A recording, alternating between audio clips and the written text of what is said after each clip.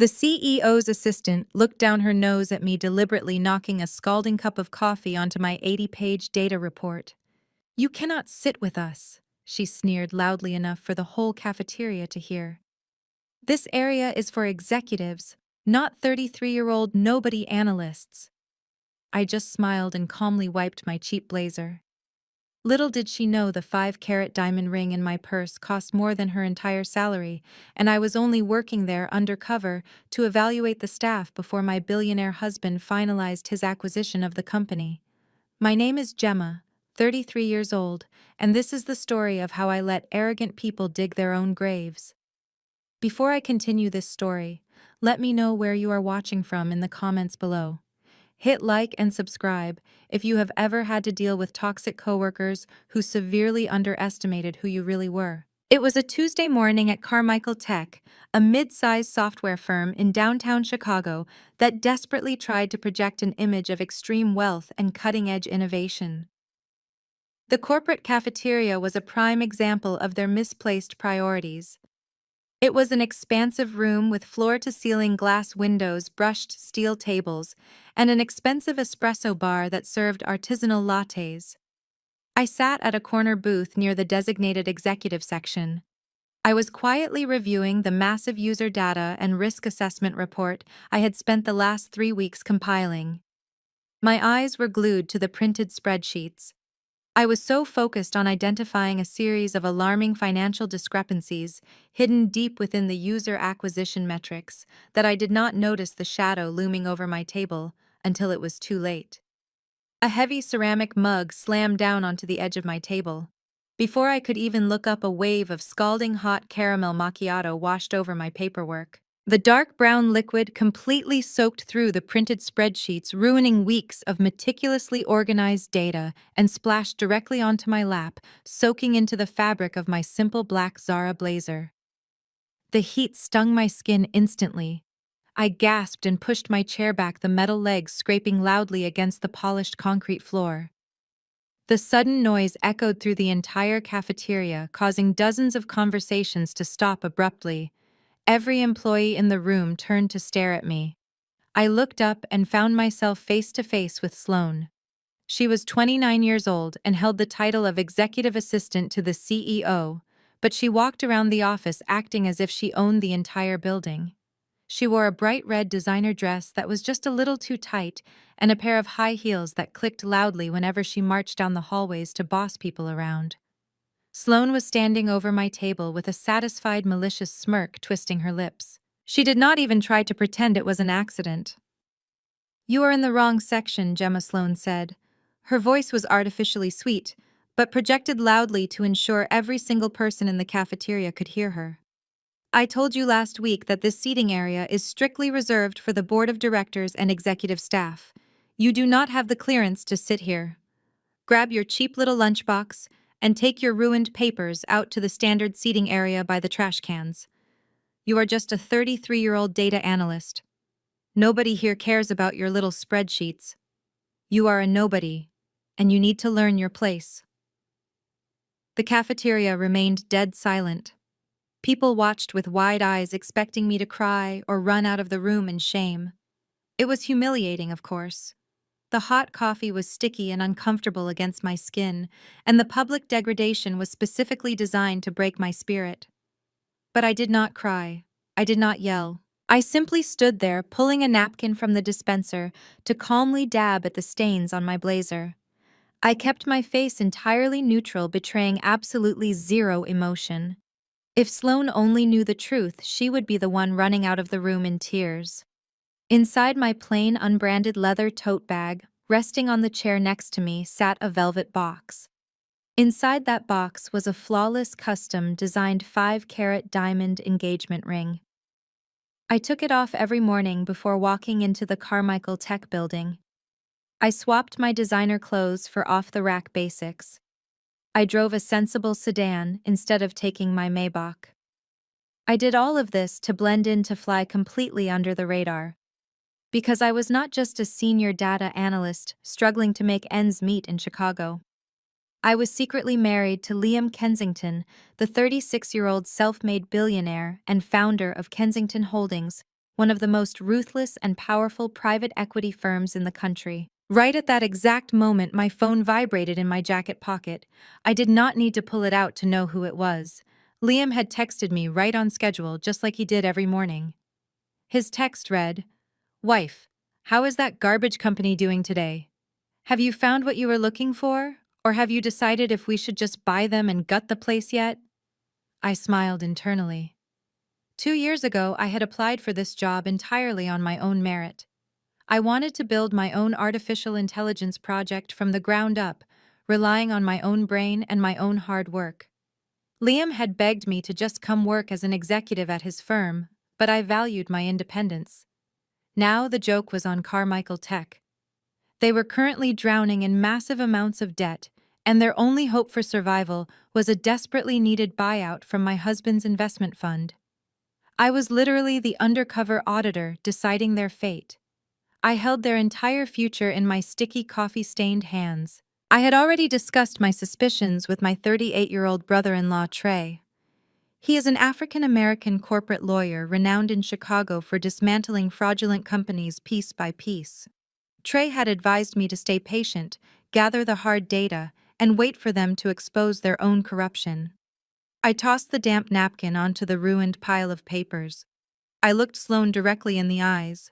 Her smirk wavered for a fraction of a second when she realized I was not intimidated by her high school bullying tactics. I opened my mouth to tell her exactly who was going to be cleaning up this mess, but a sudden murmur rippled through the crowd of watching employees. The heavy glass doors of the cafeteria swung open. Bradley Carmichael, the 45-year-old chief executive officer of the company, strode into the room.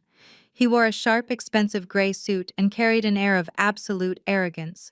The employees parted like the Red Sea as he walked forward. Bradley took one look at the scene in front of him. He saw Sloane standing there with the empty mug. He saw me dripping with coffee. He saw the destroyed company documents scattered across the table. Any decent leader would have immediately reprimanded his assistant for such unprofessional and destructive behavior. But Bradley did not even look at Sloane. His jaw tightened in anger, his eyes locked onto me, and he marched straight toward my table with a dark, threatening expression on his face. Bradley did not offer a single word of apology to me.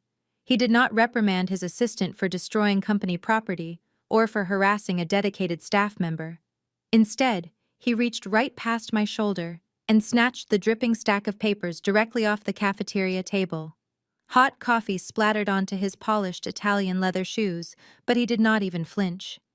His greedy eyes quickly scanned the top page of my ruined report. This was the artificial intelligence user acquisition model I had spent the last 3 weeks meticulously building. I had pulled multiple all-night work sessions staring at bright screens until my eyes burned writing the complex code that perfectly mapped out future consumer behavior. Bradley flipped through the damp brown stained pages and a slow, predatory grin spread across his face. He tapped the paper with his index finger, looking incredibly pleased with himself. "Excellent work on the data processing," Gemma Bradley said smoothly, his tone entirely dismissive of the fact that I was currently soaking wet. "I will be taking this document for the major investor pitch this afternoon. It is exactly the kind of leverage we need to close the deal." I stood my ground, keeping my voice perfectly steady and professional, despite the sticky liquid soaking through my clothes. "That is my proprietary algorithm, Mr. Carmichael," I replied. "The predictive models are highly complex and require a deep understanding of the neural network parameters to explain properly. I need to be in that meeting to present the data accurately, otherwise the investors might misinterpret the projected churn rates and flag the valuation as a risk." Bradley let out a harsh, barking laugh that echoed loudly in the quiet cafeteria.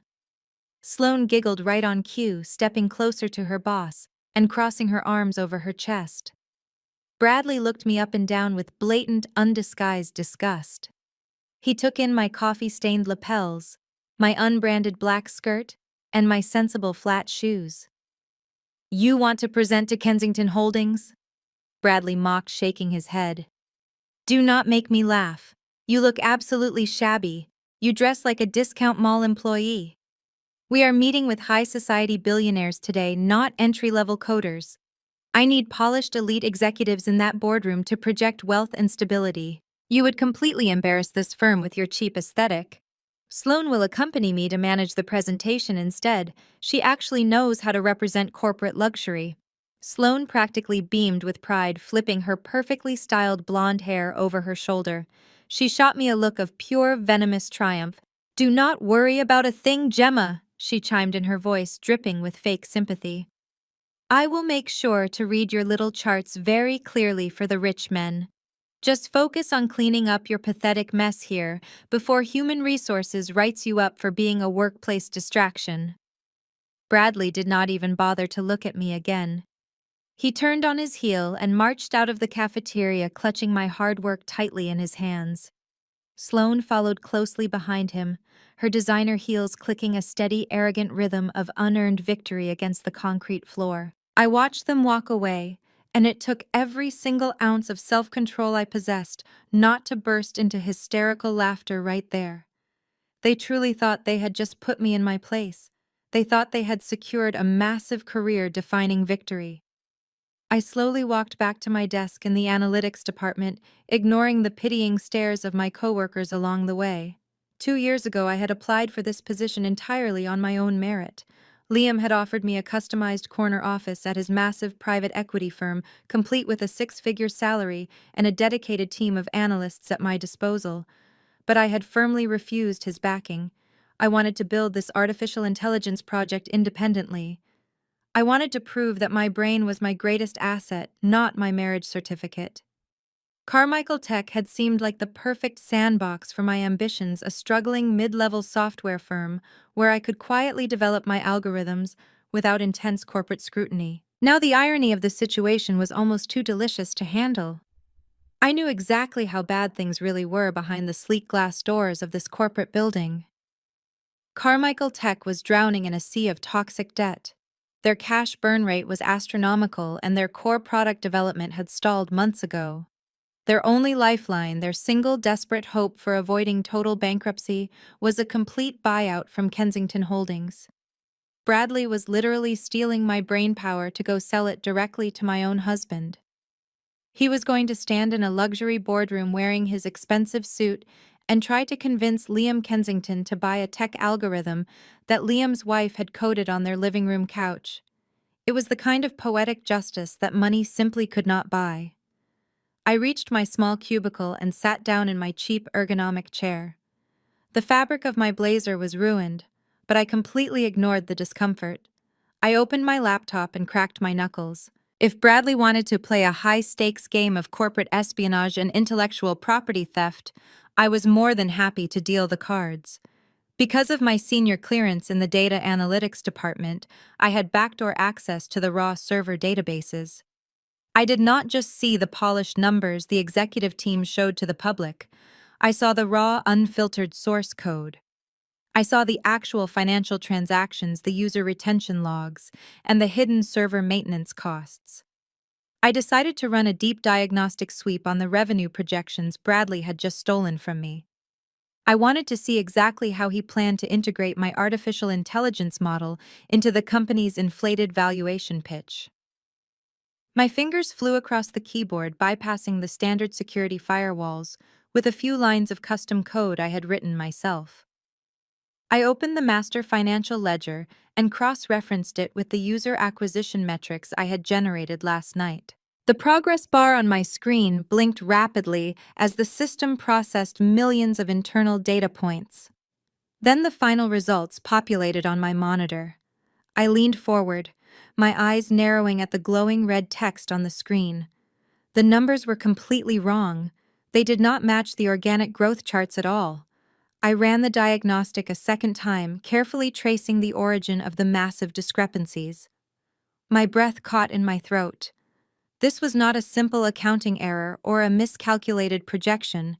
It was a massive, deliberate financial loophole. Millions of dollars in reported corporate revenue were completely fabricated, supported entirely by ghost accounts and phantom user data. The company was not just failing organically. Someone at the very top of the executive chain was actively embezzling funds, routing company money into untraceable offshore accounts while pumping up the official valuation with fake numbers. And they were planning to use my flawless artificial intelligence algorithm to mask the massive theft right in front of the Kensington Holdings investors. I stared at the glowing red numbers on my high-resolution monitor. The sheer magnitude of the deception unfolding before my eyes was absolutely breathtaking.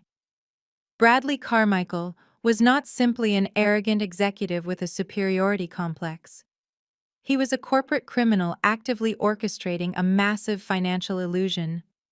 He fully intended to use my proprietary artificial intelligence algorithms to artificially inflate user engagement metrics, effectively blinding any standard due diligence team. But he was not presenting this elaborate illusion to just any investment group. He was about to march into a luxury boardroom and present this fabricated data to Kensington Holdings. He was going to attempt to defraud my own husband. I reached deep into my unbranded black leather tote bag and pulled out my encrypted personal smartphone. I bypassed the standard contacts list and opened a secure, untraceable communication application. I tapped the screen and initiated a voice call to Trey. Trey was 38 years old and happily married to my older sister. As an African-American corporate lawyer, he had built a terrifying and legendary reputation within the downtown Chicago legal district. He was a senior partner at a top-tier firm specializing in aggressive mergers, hostile acquisitions, and prosecuting complex white-collar economic crimes. Trey was universally known throughout the financial sector as the executioner. Whenever a fraudulent company needed to be meticulously dismantled and liquidated, Trey was the man holding the legal axe. We shared a profound mutual respect, built entirely on our shared preference for hard empirical facts and lethal professional efficiency. The encrypted line connected on the second ring, Gemma Trey said. His voice was a deep, resonant baritone that instantly commanded absolute authority in any courtroom or boardroom. It is a Tuesday morning. You usually do not utilize the encrypted communication line unless someone is about to face a severe federal indictment. What exactly do we have? I kept my voice incredibly low, ensuring the sound did not carry over the low, constant hum of the busy analytics department. We have a massive toxic liability currently masquerading as a highly profitable tech acquisition tray. I just ran a deep diagnostic sweep on the raw server databases at Carmichael Tech. Bradley is presenting his valuation pitch to Liam and the Kensington Holdings Investment Board this afternoon. I am looking at their preliminary term sheets right now on my secure monitor, Trey replied calmly. The sharp, rhythmic typing of his mechanical keyboard echoed faintly over the secure digital connection. Carmichael Tech is officially asking for a $50 million buyout. Their executive summary claims their annual recurring revenue has grown by an astonishing 40% in the last 2 fiscal quarters. It is completely fabricated, I stated flatly, my eyes scanning the hidden ledgers. I am currently looking directly at the back-end server transaction logs. The organic growth charts do not match the real user data. Bradley is artificially pumping up the earnings before interest, taxes, depreciation, and amortization. He is actively utilizing a complex network of ghost accounts to simulate massive user acquisition and active daily engagement. Trey stopped typing immediately. The sudden silence on the secure line was heavy with realization. Ghost accounts. Are you telling me that their core product revenue is entirely fictional? Not entirely, but heavily inflated to mask a catastrophic cash burn rate, I explained, pulling up another hidden spreadsheet. He is burning through venture capital at an astronomical pace, but the official balance sheets look completely clean because he is hiding the massive operational losses in off-balance sheet entities. But that is not even the worst part of this disaster, Trey. Bradley just stole my proprietary artificial intelligence predictive models. He physically snatched the printed report directly from my hands in the company cafeteria. He is going to present my customized algorithm to Liam as if it belongs to his own executive team. Trey let out a low, sharp breath, instantly recognizing the severe implications. He is going to use your own neural network projections to validate his fake user data right in front of your billionaire husband. That is incredibly bold and monumentally stupid. Exactly, I said, my fingers flying across my keyboard to compile the evidence. My algorithm is specifically designed to predict long-term consumer behavior based on authentic digital engagement. If Bradley plugs his fabricated ghost accounts into my mathematical model, the algorithm will automatically generate a flawless, highly profitable financial projection for the next 5 years. It will effectively blind the standard Kensington Holdings due diligence team. The financial analysts will look at the math, see that it works perfectly, and authorize the $50 million acquisition without ever realizing the underlying data is completely rotten. He is masking a rapidly sinking ship with your gold-plated mathematics. Trey summarized, his tone turning dangerously cold. This crosses the line from gross corporate mismanagement straight into federal wire fraud and severe violations of the Securities and Exchange Commission regulations. If Liam actually signs that term sheet and buys this company, Kensington Holdings will absorb millions in toxic debt and potentially face massive shareholder lawsuits for failing to identify the fraudulent assets. We absolutely cannot let Liam sign that binding term sheet today, I said urgently. But if I call Liam directly right now and warn him about the fabricated numbers, Bradley will instantly figure out my true identity. My entire undercover operation here will be blown before I can trace exactly where the missing company funds are actually going. I need to know exactly where Bradley is hiding the money he is actively embezzling from the operational budget. I am seeing routing numbers that look like shell companies based in the Cayman Islands. I heard the distinct sound of Trey shifting in his heavy leather office chair. His brilliant legal mind was already dissecting the complex problem and constructing a lethal corporate counterattack. You need to maintain your absolute cover, Gemma. If Bradley realizes he is currently harboring the wife of the powerful billionaire he is actively trying to defraud, he will immediately panic. He will begin shredding the hard drives, wiping the servers, and destroying the entire digital paper trail. He will burn the evidence to the ground before we can secure a federal warrant. I have already compiled a heavily encrypted packet containing the raw server logs, the true financial ledgers, and the exact digital timestamps showing precisely when Bradley accessed and downloaded my artificial intelligence report. I told him, I am routing the encrypted file to your secure legal server right now. A soft digital chime echoed over the phone line, confirming the massive data transfer was completely successful. I have the packet, Trey confirmed. The weight of his voice shifted dramatically, dropping into the cold, meticulously calculated tone he always used when preparing to completely destroy a hostile corporate entity. I will review these financial ledgers personally.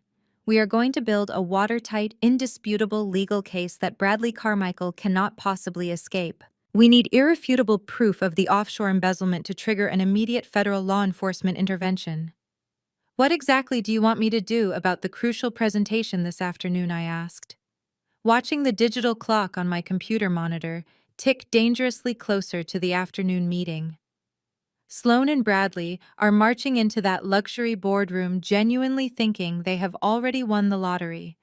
They think I am just a helpless 33-year-old data analyst who cannot fight back against their corporate bullying. Let them believe they have the absolute upper hand, Trey replied smoothly. Arrogance and pride are always the easiest vulnerabilities to exploit in a criminal. We will gladly let Bradley walk into that boardroom and confidently present his fraudulent data directly to Kensington Holdings. We will let him happily dig his own grave on the official corporate record. When the timing is absolutely perfect, we will drop the legal guillotine on his neck. And my position here at the company, I asked, closing the back-end server access and locking my computer screen. Hold your position, Trey answered with absolute chilling certainty. I will initiate a stealth audit targeting his cash flow tonight. The following afternoon, the atmosphere inside the Carmichael Tech office shifted from tense silence to an obnoxious celebration. The heavy glass doors swung open, and Bradley marched into the main analytics floor like a conquering emperor. He wore a custom-tailored navy suit, flushed with the arrogant thrill of a successful corporate deception. The pitch to Kensington Holdings had concluded an hour ago. According to the loud story, he began telling anyone within earshot the billionaire investment board had been captivated by the artificial intelligence predictive models I had painstakingly coded. Bradley paraded through the cubicles accepting congratulations from sycophantic managers. He simply memorized my executive summary, slapped his own name on the title page, and sold my genius directly to my husband. His fraudulent presentation had worked perfectly. The bait was swallowed. Within 20 minutes, Sloane took control of the floor to organize a lavish celebration. She ordered catered sushi, artisanal pastries, and overpriced champagne, charging it directly to the company expense account that was already bleeding cash. The loud popping of corks echoed through the office. Music blared from a speaker, completely disrupting the workflow. Sloane positioned herself right next to Bradley, laughing loudly at his jokes and pouring drinks. She wore a smug grin, acting as if she had personally secured the $50 million buyout. I remained seated at my small desk, quietly sipping water from a paper cup. I watched the hypocritical display with cold detachment. They were celebrating a massive federal crime drinking champagne on the deck of a rapidly sinking ship. I kept my eyes focused on my monitor compiling the secondary data packet for Trey, but caught the flash of red designer fabric moving toward my cubicle. Sloane stepped into my workspace, the heavy scent of her expensive perfume rolling off her like a toxic cloud. She held a long, handwritten list of complicated coffee orders, shaking it slightly to catch my attention. Her eyes gleamed with a predatory, malicious delight. She loved exerting power over women she considered inferior, and in her shallow worldview, a 33-year-old data analyst wearing a sensible sweater was the ultimate target for her corporate bullying. "Gemma, stop pretending to look busy," Sloane commanded, her voice raised to ensure the nearby analysts could hear her blatant disrespect. "The executive team is exhausted from closing the biggest deal in this company history. I need you to run down to the luxury cafe on the ground floor and fetch these 20 coffee orders immediately. Make sure you get the oat milk ratios right this time. You messed up my latte last week, and I will not tolerate incompetence today." I slowly took my hands off my keyboard and looked up at her. "I am a senior data analyst," I stated evenly, keeping my tone flat. "Running errands for the executive team is not in my job description. You are the executive assistant. Fetching coffee is literally your primary function." Sloane let out a sharp, mocking laugh. She leaned over my desk, placing her hands flat on the surface to intimidate me. "You should be down on your knees thanking me for even giving you a task, Gemma. You should be grateful that the chief executive officer took pity on your pathetic little spreadsheet and used it in his pitch today. Your data report is the only reason you are still sitting in that cheap chair.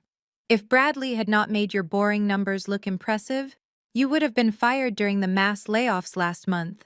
You are completely expendable. Now take the list, get the coffee, and be a good little servant before I have human resources escort you out." I did not blink. I did not show a single ounce of fear or submission. Instead, I calmly reached into my desk drawer and pulled out a thick document bound in a bright yellow folder. It was the official corporate compliance and tax liability report that Sloane had been tasked with preparing 3 days ago. Because of my elevated security clearance, I had reviewed her submission yesterday. It was a catastrophic failure of basic administrative competence. She had completely botched the state tax codes, misclassified independent contractors, and failed to secure the necessary vendor liability signatures. Her sheer laziness had exposed the company to hundreds of thousands of dollars in immediate regulatory fines. I stood up from my chair.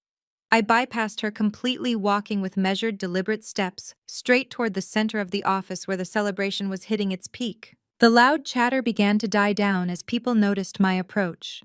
Bradley stopped mid-sentence, a frown creasing his forehead as he watched me interrupt his moment of glory. I reached the main table, pushed aside a tray of untouched sushi, and slammed the bright yellow folder down onto the glass surface with a resounding crack that silenced the entire room. "I will not be fetching your coffee, Sloane," I declared, my voice ringing out clear and razor-sharp across the silent analytics floor. But since you are so deeply concerned with corporate competence today, perhaps you should explain this to the executive team. This is the finalized tax compliance report you submitted to the State Regulatory Board on Tuesday. You entirely miscalculated the payroll tax brackets, failed to file the vendor disclosures, and legally exposed this firm to a massive financial penalty. The color rapidly drained from Sloane's face. The arrogant smirk vanished, entirely replaced by raw, unfiltered panic. She stumbled blindly forward, her designer heels slipping slightly on the polished floor. "That is a complete and utter lie," she stammered, her voice pitching high with anxiety as the room stared. "You are making that up to deflect from your own insubordination." I tapped the bright yellow folder twice with my index finger, completely ignoring her pathetic whining. My eyes locked onto Bradley, suddenly furious expression, perfectly setting the stage for the absolute and total destruction of their fragile corporate facade. The heavy silence was absolute. Bradley stared at the bright yellow folder as if it were a live explosive device. The forced laughter from the junior management team died instantly. Sloane stood completely frozen, her face flushing a deep red that violently clashed with her expensive designer dress.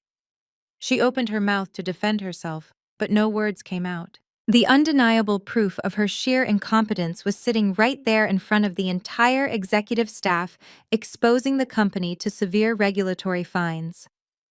I did not wait for Bradley to demand an explanation. I had already made my point with absolute clarity. I simply turned my back on their luxurious buffet and walked calmly to my cubicle. A few junior analysts exchanged wide-eyed, terrified glances. I sat down at my desk and smoothly resumed typing, completely ignoring the toxic energy radiating from the center of the room. The celebration dissolved rapidly.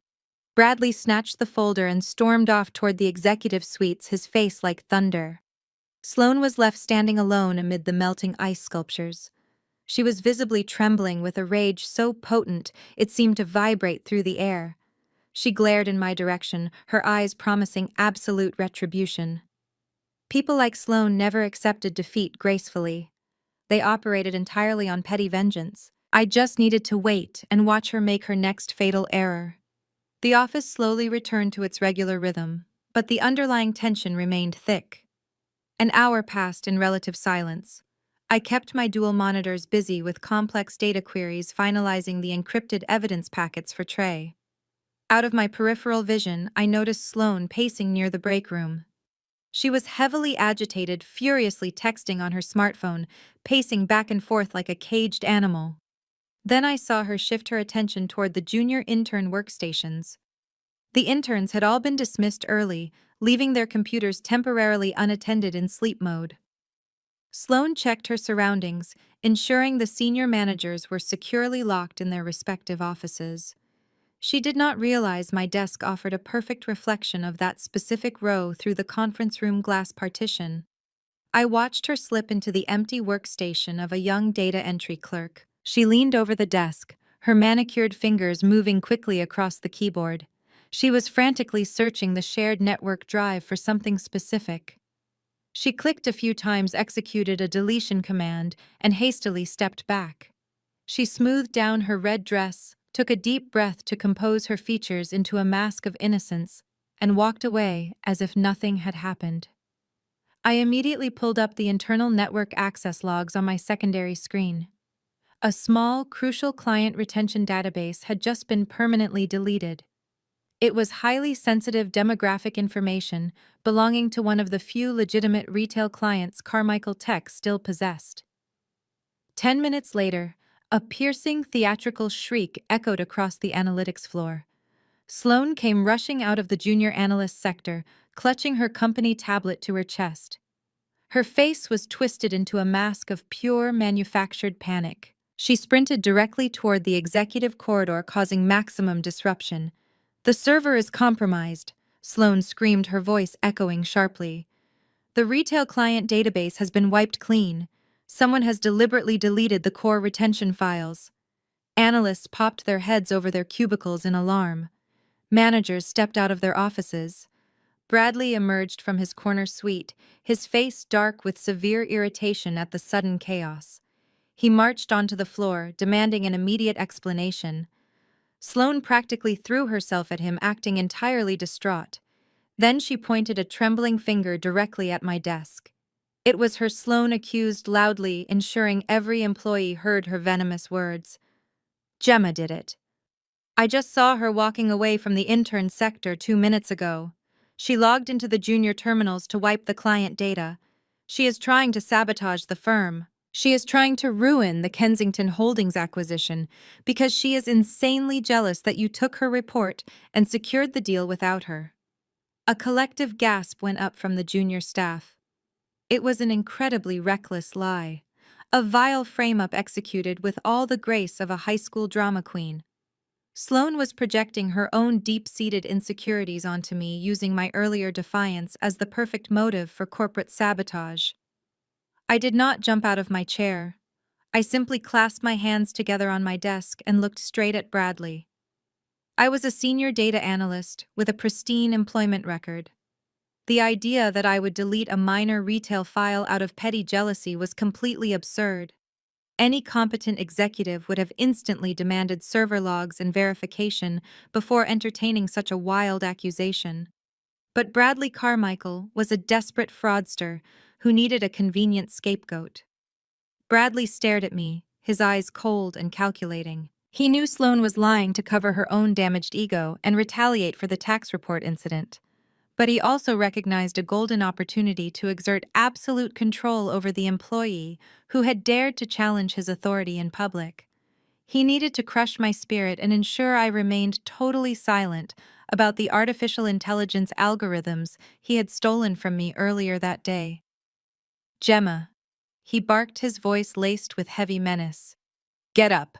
Get into my office right now. We are going to have a very serious conversation about your future at this company. I calmly locked my computer screen and walked slowly toward his executive suite. I felt the hostile glares of the management team following my every step. Sloane stood aside, her arms crossed, flashing me a triumphant, wicked smile. I stepped into the sprawling corner office. Bradley followed closely behind me, grabbed the heavy brass handle of the mahogany door and slammed it shut, engaging the deadbolt lock with a loud, definitive click. The heavy click of the deadbolt echoed in the sprawling corner office. Bradley Carmichael turned around, completely dropping the furious, righteous facade he had just performed for the analytics floor. The mask of a concerned chief executive officer melted away instantly. He walked over to his massive mahogany desk, casually straightened his silk tie, and took a seat in his high-backed leather chair. He did not offer me a seat.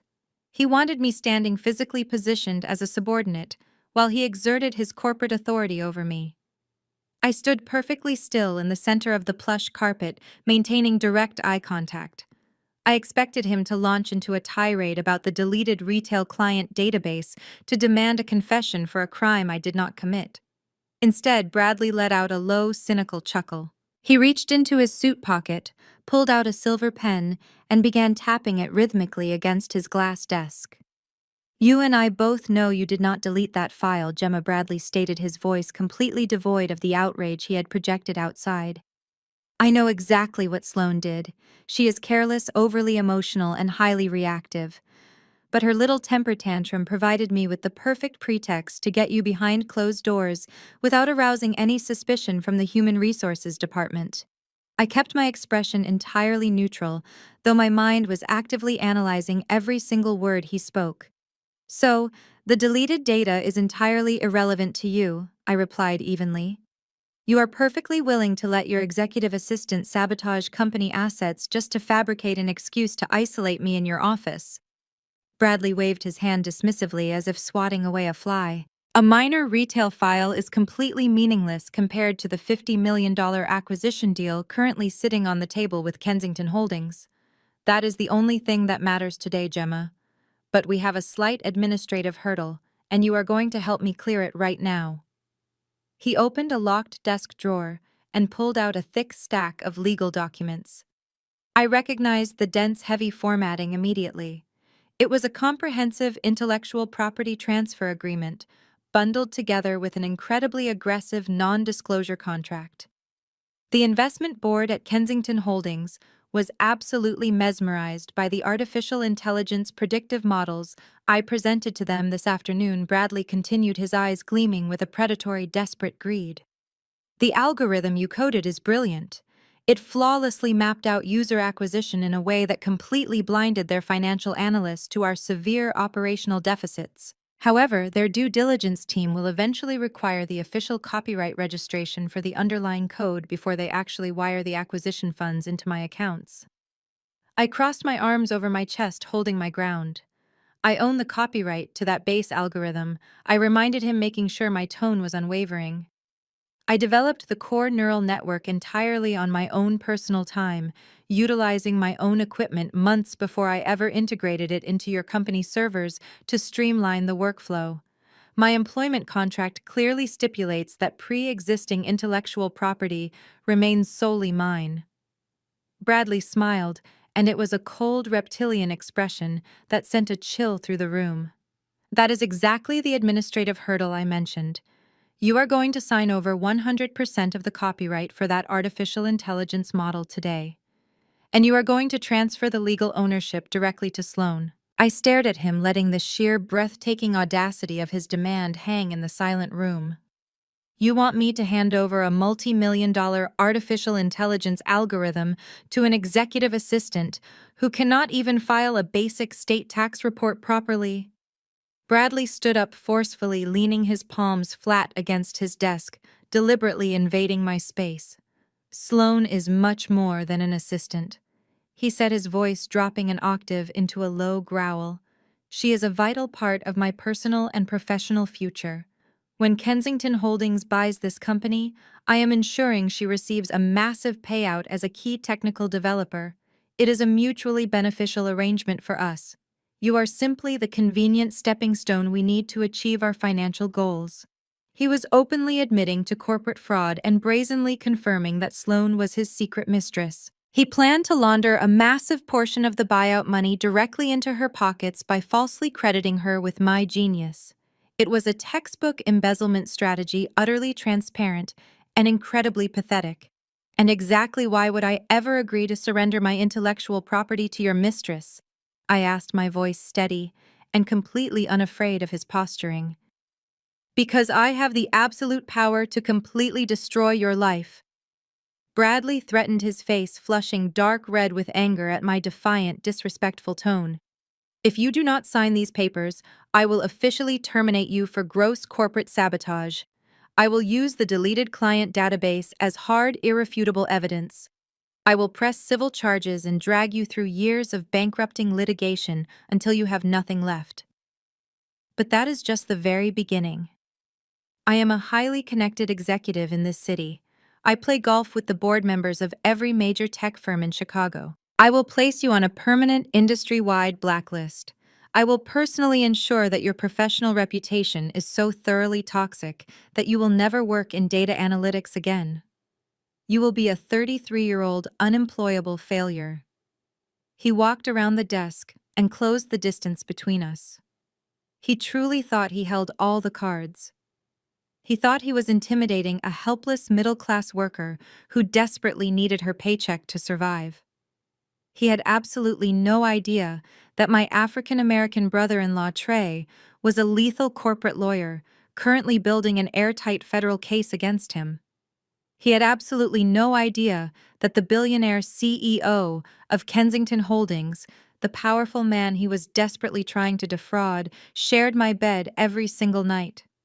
You are going to walk out of this office with absolutely nothing, Bradley sneered, pointing a rigid finger just inches from my face. You will take the full blame for the deleted files, you will completely surrender the algorithm, and you will disappear quietly. If you fight me on this, I will crush your career into dust. He retreated back to his desk, grabbed the thick stack of legal documents, and slammed them down violently onto the polished wood surface. The heavy thud echoed sharply in the locked room. He uncapped his expensive silver pen and threw it aggressively on top of the papers. This is a binding non-disclosure agreement and a full copyright transfer, Bradley commanded, his voice dripping with absolute tyrannical authority. You are going to pick up that pen and sign your name right now. I stared down at the heavy silver pen resting on top of the aggressively worded non-disclosure agreement. The thick stack of legal documents was a physical manifestation of Bradley Carmichael. He stood over me with his arms crossed, his chest puffed out. He genuinely believed his loud threats had broken my spirit. I was nothing more than a frightened 33-year-old data analyst facing the destruction of her livelihood. He expected me to beg for mercy and ultimately sign away my artificial intelligence algorithm just to save my meager salary. I reached toward the desk. Bradley let out a breath of pure satisfaction. He thought he had stolen the technology to trick Kensington Holdings into a $50 million acquisition. He was picturing the payout he would funnel into offshore accounts. But my fingers bypassed the expensive pen entirely. Instead, I smoothly slid my hand into the pocket of my unbranded skirt and pulled out my encrypted smartphone. "What are you doing?" Bradley snapped, his voice losing its triumphant edge. "Put that phone away and sign the papers immediately. You are not leaving this room until your signature is on that copyright transfer." I ignored his barking command completely. I unlocked my screen with a biometric scan and opened the custom terminal application I had coded myself. The interface was entirely black with lines of bright green text rapidly executing automated programming commands. Prior to walking into his locked office, I had anticipated exactly what kind of extortion an embezzling CEO would attempt. I had already linked my personal device directly to the secure legal servers managed by my 38-year-old brother-in-law. Trey was not an ordinary attorney. As a highly feared African-American corporate lawyer specializing in white-collar crime, his digital infrastructure was fortified to federal law enforcement standards. I tapped the execute button prominently displayed on my screen. A silent, heavily encrypted data packet instantly transmitted across the cellular network. The packet contained a live audio capture of every single threat Bradley had just screamed at me. It also contained a digital scan of the exact metadata attached to the fraudulent non-disclosure agreement currently sitting on his desk. I locked my phone, slipped it back into my pocket, and looked up to meet his furious gaze. I did not show a single ounce of fear. I offered him a slow, dangerously calm and chilling smile. "Mr. CEO," I said, my voice perfectly steady and dripping with razor-sharp precision. "You just sent this coercive threat and this illegal extortion contract to the exact wrong person." Bradley frowned deeply, his thick eyebrows pulling together in utter confusion. He stared at me as if I had suddenly started speaking an incomprehensible foreign language. "What are you talking about?" he demanded, his hands clenching into tight fists. "I have not sent this contract to anyone. The only physical copy in existence is sitting right there on my desk." I stood my ground, my posture projecting absolute unyielding authority. "You clearly underestimate the technical capabilities of a senior data analyst," I informed him coldly. "Did you honestly believe I would walk blindly into a locked room with a man who is actively embezzling millions of dollars from his own company without establishing a secure digital failsafe first? Every word you just spoke, every threat you made regarding my career, and your explicit admission that you plan to use my algorithm to funnel acquisition money to Sloan has just been automatically forwarded to an external, heavily fortified server." The color violently drained from his face. The aggressive, flushed red of his anger was instantly replaced by a sickly, terrified, pale hue. He took a stumbling step backward, his polished leather shoes scraping harshly against his expensive carpet. "You are bluffing," he stammered, though the raw panic widening his eyes completely betrayed his verbal denial. "You are trying to bluff your way out of insubordination. I will have you arrested and prosecuted for corporate espionage."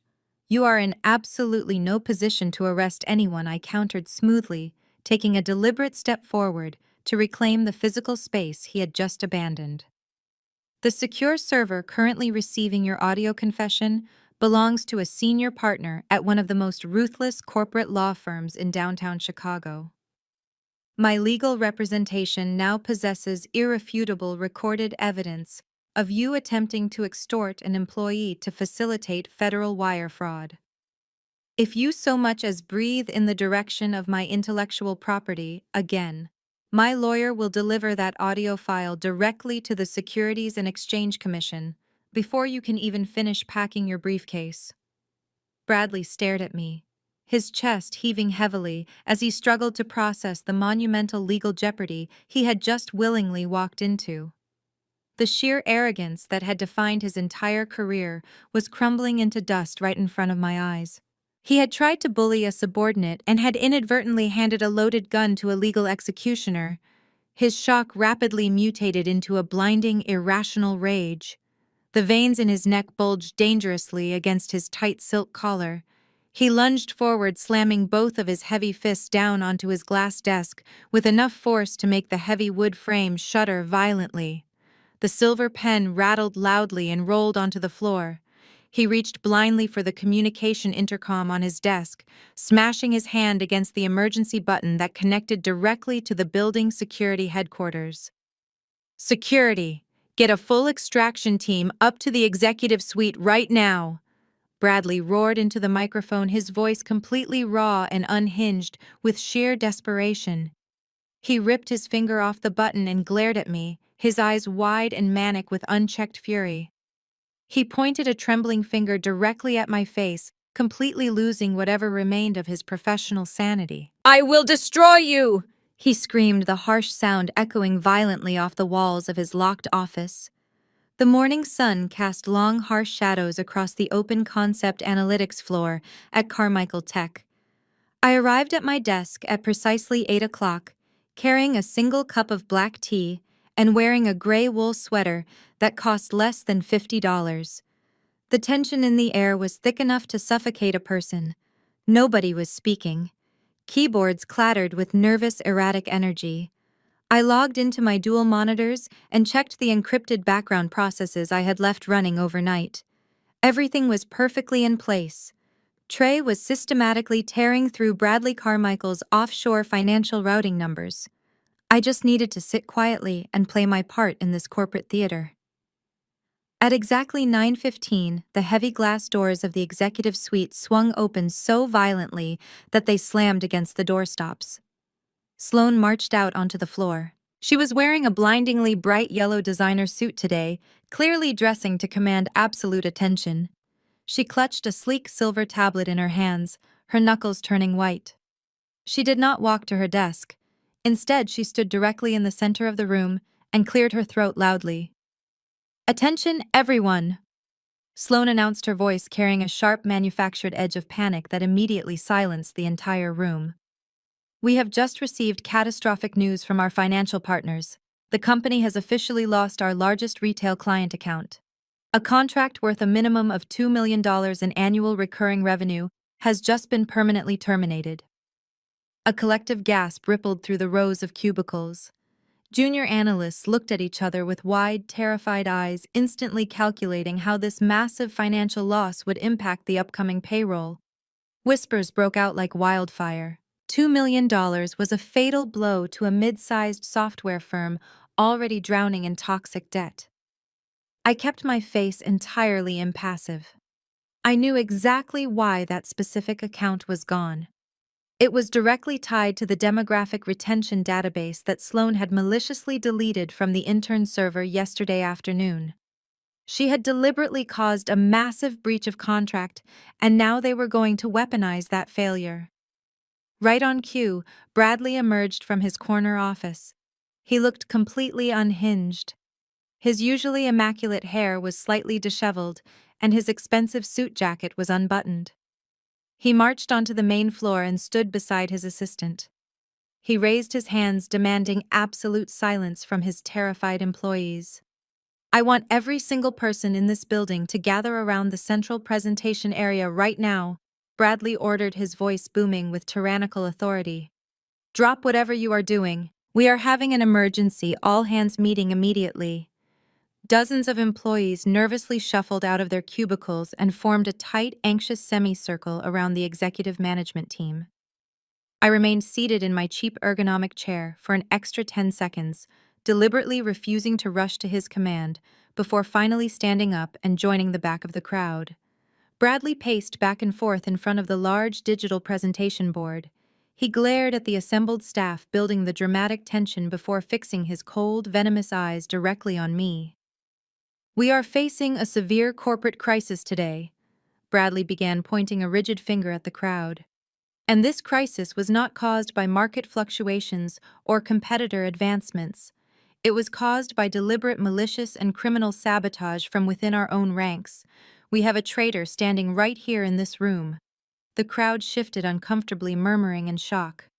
Bradley did not hesitate. He pointed his finger straight at my face, ensuring every single person turned to look at me. "Gemma, step forward right now." I did not break eye contact. I calmly stepped through the parted crowd, my posture perfectly straight, my expression radiating absolute indifference. I stood 10 feet away from him, waiting for the theatrical execution he had planned. "You are a complete disgrace to the technology industry," Bradley shouted, his voice echoing violently off the glass walls. "Yesterday afternoon, you deliberately accessed a junior intern terminal to bypass our internal security protocols. Out of petty vindictive jealousy over your own mediocre career, you permanently deleted the core retention database for our top-tier retail client. Your gross negligence and intentional corporate sabotage directly caused that client to terminate their $2 million contract this morning. You have single-handedly jeopardized the financial security of every hardworking person in this building." The whispers around me turned into loud mutters of condemnation. The junior staff, entirely ignorant of the truth, looked at me with genuine anger and disgust. Bradley was putting on the performance of a lifetime, playing the role of the embattled righteous chief executive officer, protecting his flock from a rogue employee. I simply tilted my head, refusing to defend myself against his ridiculous fabricated narrative. If I argued now, I would interrupt the perfect digital trap Trey was currently laying for him. Bradley took my silence as submission. He puffed out his chest, completely high on his own perceived power. "Therefore, effective immediately, your employment at Carmichael Tech is permanently terminated with extreme cause," Bradley declared loudly. "You are stripped of all corporate access. You will receive absolutely zero severance pay, and your health benefits are canceled as of this hour. But do not think simply losing your job is the end of this nightmare for you. My legal team is already drafting a massive civil lawsuit against you for severe economic damages and breach of fiduciary duty. We are going to sue you for the entire $2 million you just cost this firm. You will be paying off this debt for the rest of your miserable, pathetic life. You are completely finished in Chicago." Bradley stepped back, crossing his arms over his chest, his face flushed with arrogant victory. He had successfully shifted the blame for his failing company onto my shoulders, while simultaneously attempting to execute his extortion threat from yesterday. He looked at Sloane and gave her a sharp nod of approval. Sloane practically vibrated with malicious joy. This was the exact moment she had been waiting for. She stepped forward, a wicked, triumphant smile stretching across her face. She pulled a walkie-talkie from her pocket and spoke into it loudly. "Security, bring the extraction kit to the main analytics floor." A moment later, 2 large security guards in matching dark uniforms pushed through the crowd of stunned employees. One of them carried a cheap, flattened cardboard box. He snapped it open and dropped it unceremoniously onto my desk. Sloane pointed at the cardboard box, her eyes gleaming with absolute venomous delight. "Pack up your cheap little desk right now, Gemma," she commanded, ensuring her voice carried to every corner of the room. "Put your pathetic belongings in the box, and let the guards escort you out the front door like the trash you are. We are all going to stand right here and watch you leave." I did not give them the satisfaction of a physical or emotional reaction.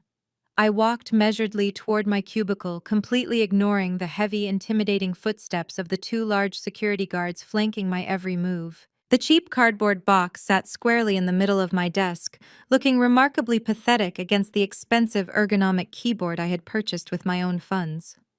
I began to place my few personal items inside the box with slow, deliberate precision. I packed a ceramic coffee mug, a plain black notebook, and a spare phone charger.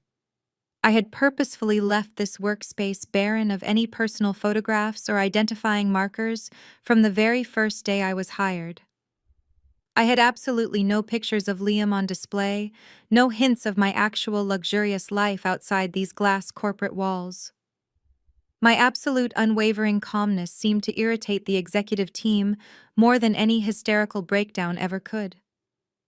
They desperately wanted tears. They wanted begging and pleading. I gave them nothing but cold mechanical efficiency. Sloane simply could not stand my silence. She strutted over to my cubicle, her designer high heels clicking aggressively against the floor like a weapon. She began pacing in a tight, predatory circle around my desk, acting exactly like a vulture examining a wounded animal. "You really thought you were untouchable, Gemma," she taunted, her voice shrill and dripping with absolute unfiltered venom. "Look at you now. Look at this pathetic reality. You are 33 years old, completely single, wearing a clearance rack sweater, and packing your entire miserable existence into a recycled cardboard box. You have no husband to support you, no career prospects, and absolutely zero future in this city." She leaned closer, her cloying, overly expensive perfume aggressively invading my personal space. "Who is going to hire a disgraced middle-aged data analyst with a massive corporate sabotage record attached to her name?" Sloane mocked, a cruel, triumphant smile stretching across her face. "Absolutely no one. You are going to be out on the cold streets by the end of the month. I bet you will end up living under a bridge downtown, begging strangers for spare change, just to buy a hot meal, while I am sitting comfortably in the executive suite, managing a $50 million acquisition. This is what happens when you do not know your place. You dared to disrespect me in front of the entire office yesterday. You thought you were so incredibly smart with your boring little numbers and your tax reports, but in the real world, power wins. And you have absolutely no power. You are just a lonely, pathetic spinster who is about to lose everything." I carefully placed my notebook into the cardboard box, smoothing down the cover, not even bothering to look up at her twisted, malicious face. I knew that every single word vomiting out of her mouth was cementing her inevitable destruction. She was reveling in a temporary, entirely fabricated victory. Bradley Carmichael decided it was time to step forward and deliver the final crushing blow. He pushed past the two security guards to stand directly over me, towering above my desk. He wanted to make a violent, unforgettable example out of me for the rest of the terrified employees who were actively watching this public corporate execution. "Do not think simply walking out of this building is the end of your punishment," Gemma Bradley boomed intentionally, projecting his voice so it echoed across the entire open concept floor. "My elite legal team is currently drafting a comprehensive civil lawsuit against you as we speak. We are suing you for the full $2 million you deliberately cost this firm this morning." He slammed his hand down on the edge of my cubicle wall to emphasize his dominance. "My lawyers are going to freeze your pathetic little bank accounts by tomorrow afternoon," Bradley threatened, his eyes wide with manic authority. "We are going to garnish whatever minimum wage salary you manage to scrape together for the rest of your miserable life. We will seize your meager assets, completely ruin your credit score, and ensure you remain in absolute crushing poverty until the day you die. You will be paying off this massive debt to me forever." He then turned away from me to aggressively address the crowd of junior analysts, using my silent packing routine as a theatrical prop for his intimidation tactics. "Let this be a severe, unforgettable warning to every single person in this room," Bradley declared, gesturing widely with his arms. "This company will not tolerate disloyalty. We will never tolerate internal sabotage. If you cross me, if you dare to threaten the financial stability of Carmichael Tech, I will use every single legal and financial resource at my disposal to completely annihilate your existence. You will be crushed under the massive weight of my legal team." Gemma here thought she could play reckless games with my highly sensitive client data. Now she is going to spend the next 4 decades paying the ultimate price for her arrogance. I picked up my plain black leather tote bag, the exact bag currently concealing my 5-carat diamond engagement ring, and smoothly slung it over my shoulder. I picked up the lightweight cardboard box and stood tall. Bradley crossed his arms over his chest, wearing a sickeningly triumphant grin, preparing to order the large security guards to physically march me out into the cold Chicago morning.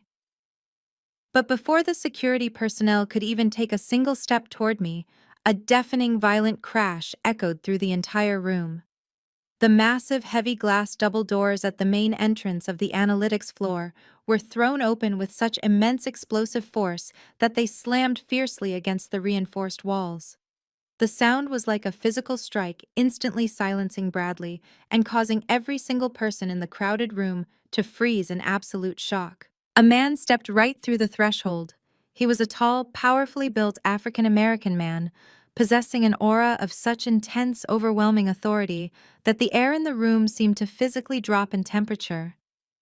He was wearing a flawless, razor-sharp, custom-tailored Tom Ford suit that screamed of exorbitant wealth and lethal corporate power. His polished leather shoes struck the floor with heavy, measured, terrifying precision. He did not say a single word yet, but his mere towering presence instantly suffocated Bradley's arrogant speech, commanding the absolute undivided attention of every terrified soul in the building. The man who had just shattered the manufactured authority of the analytics floor was Trey. He was 38 years old and the husband of my older sister. But in the corporate warfare arenas of downtown Chicago, he was known simply as the apex predator of business litigation. As an African-American senior partner at one of the most ruthless and elite law firms in the country, his presence alone commanded absolute submission. He strode across the open concept floor with the terrifying predatory grace of a man who dismantled corrupt billionaires for a living. His custom-tailored charcoal Tom Ford suit draped perfectly over his broad shoulders, radiating an exorbitant, undeniable wealth that made Bradley Carmichael's expensive gray suit look like a cheap knockoff from a discount outlet. The heavy, measured sound of his polished leather shoes striking the concrete floor echoed through the dead silence of the room. Every single junior analyst, every terrified mid-level manager, and every sycophantic executive instantly held their breath. They did not know his name yet, but they recognized raw, unfiltered power when it walked through their front doors. Trey did not spare a single glance at the gaping employees. He did not look at the melting ice sculptures or the pathetic remnants of Sloane's premature celebration.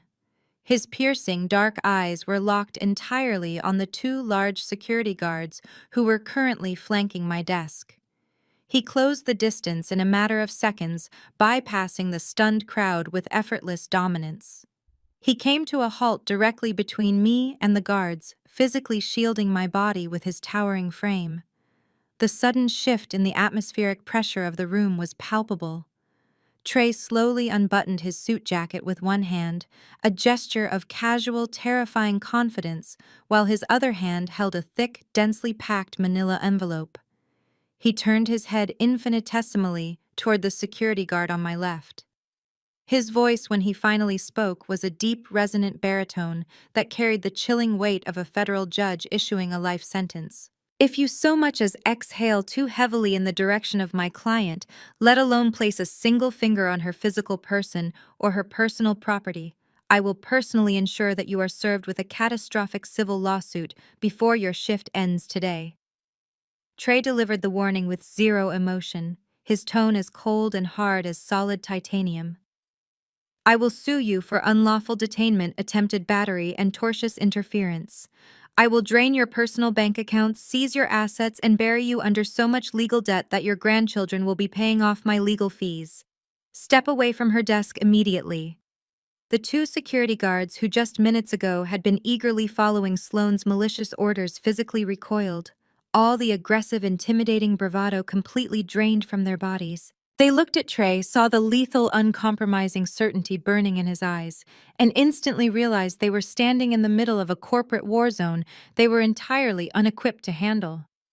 Without uttering a single word of protest, both men simultaneously took 3 large steps backward, rapidly putting distance between themselves and my cardboard box. They practically folded into the background, refusing to make eye contact with Bradley or Sloane. Having neutralized the immediate physical threat, Trey turned his full, devastating attention toward the chief executive officer. Bradley was standing frozen near the center of the room, his face a mask of shock and rapidly rising indignation. Trey closed the distance between them, invading Bradley's personal space with calculated aggressive dominance. He raised his hand and slammed the thick manila envelope down onto the nearest glass table with a violently loud crack that made several junior employees physically flinch. "My name is Trey, and I am the senior legal counsel representing Gemma in all corporate, civil, and federal matters," he announced, his voice slicing through the stale air of the office like a perfectly sharpened blade. "I am formally serving you with an immediate binding cease and desist order regarding any further harassment, defamation, or illegal termination procedures directed at my client. Furthermore, this packet contains a strict spoliation of evidence demand. You are hereby legally barred from altering, deleting, destroying, or tampering with any internal server logs, financial records, or employee communication databases. We are initiating a comprehensive forensic legal hold on every single byte of data inside this entire building." Sloane let out a small, high-pitched gasp. She instinctively took a step backward, hiding slightly behind Bradley's shoulder.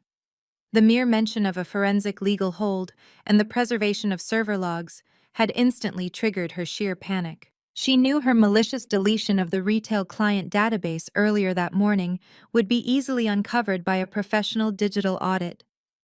But Bradley was a different breed of narcissist.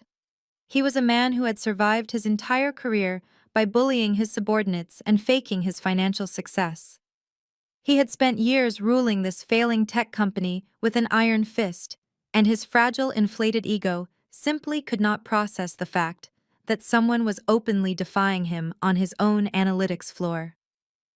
The initial shock that had frozen Bradley's features slowly began to melt away, replaced by a dark, arrogant, and deeply condescending sneer. He looked Trey up and down, taking in the flawless suit, the expensive watch, and the uncompromising posture.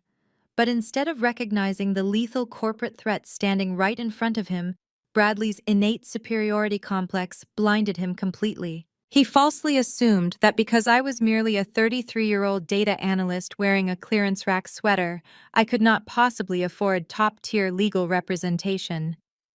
He mentally downgraded Trey, instantly categorizing him as a cheap, desperate lawyer, hired from a strip mall storefront, someone I had frantically called in a last-ditch effort to save my miserable paycheck. Bradley let out a harsh, abrasive scoff, adjusting his silk tie as he forcibly regained his false swagger. He planted his feet firmly on the ground, tilting his chin up to look down his nose at my brother-in-law. He crossed his arms over his chest, fully embracing his role as the untouchable, tyrannical boss. "You must be joking," Bradley mocked, his voice dripping with heavy, unfiltered contempt as a nasty smirk twisted his lips. "You walk into my company, interrupt my staff meeting, and slam some printed garbage on my table, expecting me to tremble in fear. Let me guess, Gemma found your number on a billboard by the highway. You are just some pathetic low-rent attorney trying to play the big shot in a real corporate environment to squeeze a quick settlement out of my firm. You really think a petty small-time lawyer like you can intimidate a chief executive officer?" Trey did not raise his voice. He did not engage in a petty shouting match with a man who was already legally dead. When you hold all the cards in a high-stakes corporate war, you do not need to flip the table. Trey simply adjusted the pristine cuffs of his immaculate Tom Ford suit, his dark eyes locking onto Bradley with the terrifying absolute stillness of an apex predator watching its prey step blindly into a steel trap.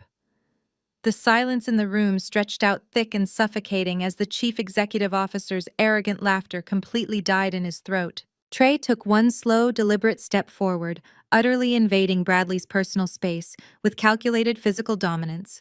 He leaned in, lowering his head just enough so his words would not echo across the entire analytics floor, but keeping his deep baritone voice perfectly calibrated so that Sloane, standing frozen just a few feet away, could hear every single devastating syllable. "Let me clarify a critical financial reality for you, Mr. Carmichael Trey," whispered, his tone vibrating with lethal surgical precision. "That $2 million retail account you just publicly accused my client of destroying, it is not missing. It was not deleted by some rogue intern, and it certainly was not lost due to unexpected market fluctuations. Bradley frowned, a flicker of genuine sudden confusion breaking through his aggressive facade. He opened his mouth to issue another command, but Trey cut him off before he could even draw a breath. Trey did not break eye contact. He delivered the fatal blow with absolute terrifying calmness. The entire $2 million capital reserve tied to that specific client was manually wired at precisely 2:14 this morning. It successfully bypassed your standard corporate escrow safeguards and was routed directly into a newly established shell corporation registered in the Cayman Islands. And the sole verified beneficiary of that highly illegal offshore account is standing right behind your left shoulder. Trey shifted his gaze for a fraction of a second, his dark, piercing eyes landing squarely on the 29-year-old executive assistant. It is registered entirely under Ms. Sloane's personal tax identification numbers. The effect was instantaneous and violently physical. All the vibrant, flushed color instantly drained from Sloane's face, leaving her looking like a chalk-white ghost wrapped in a bright yellow designer suit. Her mouth opened and closed in rapid succession, but her vocal cords were completely paralyzed by sheer terror. She stumbled backward, her expensive high heels suddenly failing to support her weight until her back hit the edge of a glass conference table. She gripped the edge of the glass, her manicured fingers trembling uncontrollably. Her deepest secret, the massive offshore embezzlement she thought was brilliantly hidden behind complex layers of digital encryption, had just been casually dissected by a man she had never met before. Bradley physically recoiled, as if Trey had just struck him directly in the chest. His eyes darted wildly from the towering corporate lawyer to his trembling assistant, catching the raw, unfiltered guilt radiating from Sloane's terrified posture. The realization that his own corporate fraud was no longer a secret hit him like a massive freight train. But Bradley Carmichael was a creature of pure, unadulterated hubris. Even when backed into a lethal legal corner, his massive, fragile ego simply refused to surrender. Instead of recognizing the catastrophic jeopardy he was in, his survival instinct triggered a blind, furious, and highly irrational counterattack. Bradley abruptly straightened his posture forcefully, shoving his panic deep down into his chest. He jutted his chin forward, his face twisting into a mask of desperate, aggressive superiority. "You think you are so incredibly smart!" Bradley spat out, his voice shaking with a volatile mixture of fear and rage. "You think pulling up some fabricated fake bank records changes anything in the real world? It changes absolutely nothing. You have no idea the kind of monumental power I am about to wield in this city. You are standing in a company that is less than 7 days away from a complete structural metamorphosis." Bradley pointed a rigid finger at Trey, practically vibrating with arrogant delusion. "Next week, this entire firm is being officially acquired by Kensington Holdings. We are signing a massive binding $50 million buyout contract. I'm going to have the absolute undivided financial backing of the most powerful billionaire in Chicago. When that ink dries, my corporate resources will be virtually limitless. I will deploy a fleet of elite high-priced attorneys who will grind your pathetic little law firm into dust. I will ensure that both you and your client are sued into absolute crushing bankruptcy. You will be stripped of your legal license, and Gemma will be paying me severe economic damages for the rest of her miserable, pathetic life. You cannot touch me. I am about to be completely untouchable." The entire open concept floor was dead silent. The junior analysts watched with bated breath, entirely convinced by the sheer volume of their boss's threats. They genuinely believed Bradley was about to ascend to the highest tier of corporate wealth, bringing the wrath of a billionaire down upon anyone who dared to cross him. I stood quietly beside my desk, listening to Bradley weaponize my own husband's company against my legal counsel. The absolute blinding irony of the situation was almost intoxicating. Bradley Carmichael was aggressively threatening to use Liam Kensington's money to destroy Liam Kensington's wife. It was a spectacular, monumental display of self-destructive ignorance. Trey did not flinch. He did not blink. The aggressive, desperate threats washed over him like water off solid granite. A slow, chilling, and utterly victorious smirk curled the corner of Trey's lips. It was the smile of a man who had just watched his opponent willingly walk right off the edge of a steep cliff. Trey casually adjusted his briefcase, his dark eyes gleaming with absolute predatory anticipation. "Is that so?" Trey replied softly, his deep voice carrying a dark razor-sharp amusement that sent a visible shiver down Sloane's spine. Trey turned slightly, offering me his arm with flawless, gentlemanly grace. I picked up my plain tote bag, leaving the cheap cardboard box exactly where it sat. "Well then," Mr. Carmichael Trey said, looking back over his shoulder to deliver the final devastating hook. "I suppose we will just have to see you at the signing gala next week. Let us see exactly how untouchable you really are." I took Trey's offered arm, keeping my head held high, my posture radiating absolute unshakable power. Without sparing another glance at the pale, panicking chief executive officer or his trembling assistant, we turned our backs on the silent analytics floor. We walked toward the heavy glass double doors, our footsteps echoing with perfect synchronized precision, leaving the toxic, crumbling company far behind us. The week leading up to the highly anticipated acquisition gala moved with a quiet, lethal precision. I did not return to the Carmichael Tech office after that explosive confrontation. Instead, I spent my days working from the sprawling, multi-million-dollar penthouse I shared with Liam in the heart of downtown Chicago. My temporary desk in a cramped, noisy cubicle was immediately replaced by a massive slab of custom Italian marble overlooking the stunning city skyline. While Bradley and his arrogant assistant were undoubtedly popping more cheap champagne and planning their fraudulent offshore retirements, my brother-in-law and I were meticulously weaving an inescapable legal net. Trey and his elite team of forensic accountants worked around the clock. We traced every single stolen dollar through the complex digital labyrinth. We mapped out the entire network of Cayman Island shell corporations registered under fake vendor aliases. We had the wire fraud evidence secured on federal-grade servers. All that remained was the final devastating execution of our trap. On Thursday morning, just 2 days before the massive celebration at the Ritz-Carlton, my personal laptop chimed with an incoming high-priority email. It was routed through the official Carmichael Tech executive server, but the deeply condescending tone of the subject line instantly gave away the sender. It read, "Mandatory attendance required for termination processing." I clicked open the message, taking a slow, calming sip of my perfectly brewed morning tea. The body of the email was a masterpiece of petty corporate bullying, drafted entirely by a woman drunk on fake power. She had clearly spent hours agonizing over the exact wording to ensure maximum psychological humiliation. Gemma, the email began, completely lacking any standard professional greeting or basic respect. "As you are acutely aware, your employment was terminated for gross misconduct and severe internal sabotage. However, the Human Resources Department cannot officially release your final minimum wage paycheck or your necessary severance paperwork until you complete your final mandatory corporate obligation.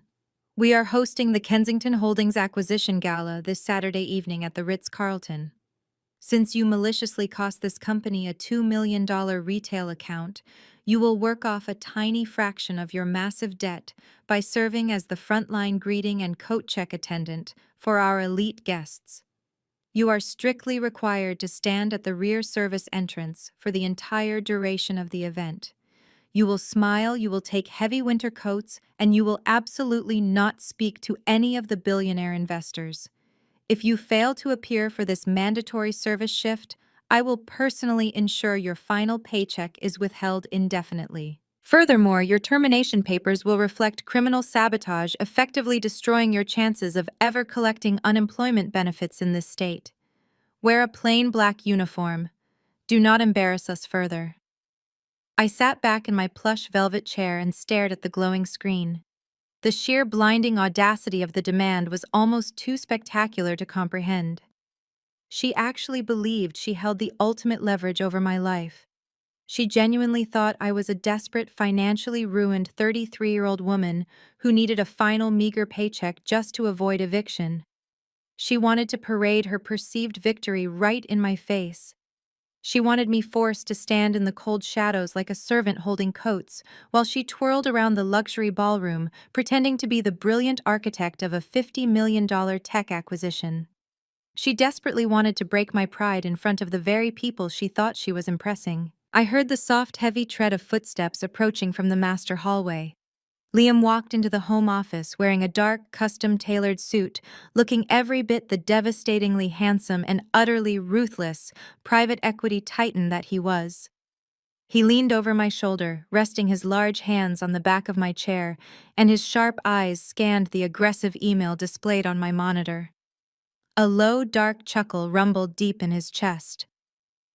Are they seriously trying to extort the chief due diligence officer of my investment firm by holding a $2,000 paycheck hostage?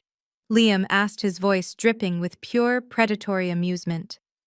Bradley and his little assistant are truly living in a magnificent, spectacular delusion. They are inviting the executioner directly to their own execution, and they are demanding that she check their coats at the door. I tilted my head back to look at my powerful husband. They want me standing at the service entrance watching them celebrate their massive corporate fraud. I told him, a slow, dangerous smile curling my lips. They want to humiliate me one final time before they try to take your money and run. Liam leaned down and pressed a soft, lingering kiss to the side of my head. His eyes gleamed with the exact same lethal anticipation that was currently coursing through my veins. Then I highly suggest you accept their gracious invitation, my love, he murmured. Give them exactly what they asked for. We would hate to disappoint our hosts on such a monumentally important evening. I turned my attention back to the keyboard. I did not write a lengthy defensive reply. I did not argue about corporate policy or threaten immediate legal action. I simply hit the reply button, typed a single definitive word, and hit send. Agreed. The transition from an undercover data analyst back to a billionaire wife required a specific, meticulous kind of warfare preparation. On the evening of the gala, the atmosphere inside our penthouse master suite felt incredibly electric. I was not putting on a cheap clearance rack sweater or sensible flat shoes today. I was preparing to deliver a fatal corporate blow, and my armor needed to reflect absolute, untouchable power. I sat perfectly still in the center of my massive, brightly lit dressing room. A team of 3 elite, highly sought-after styling professionals swirled around me with practiced, synchronized efficiency. The lead makeup artist was carefully blending a flawless, razor-sharp contour across my cheekbones, applying a deep, striking crimson lipstick that screamed of pure, unadulterated authority. A master hairstylist was pinning my dark hair into an intricate, elegant updo that exposed the long, graceful line of my neck. They worked in absolute silence, understanding the gravity of the transformation taking place. I looked at my reflection in the floor-to-ceiling mirror. The tired, unassuming analyst who had quietly endured months of blatant disrespect and corporate bullying was completely gone. The woman staring back at me possessed cold, calculating eyes and a chilling aura of absolute supremacy. The stage was perfectly set.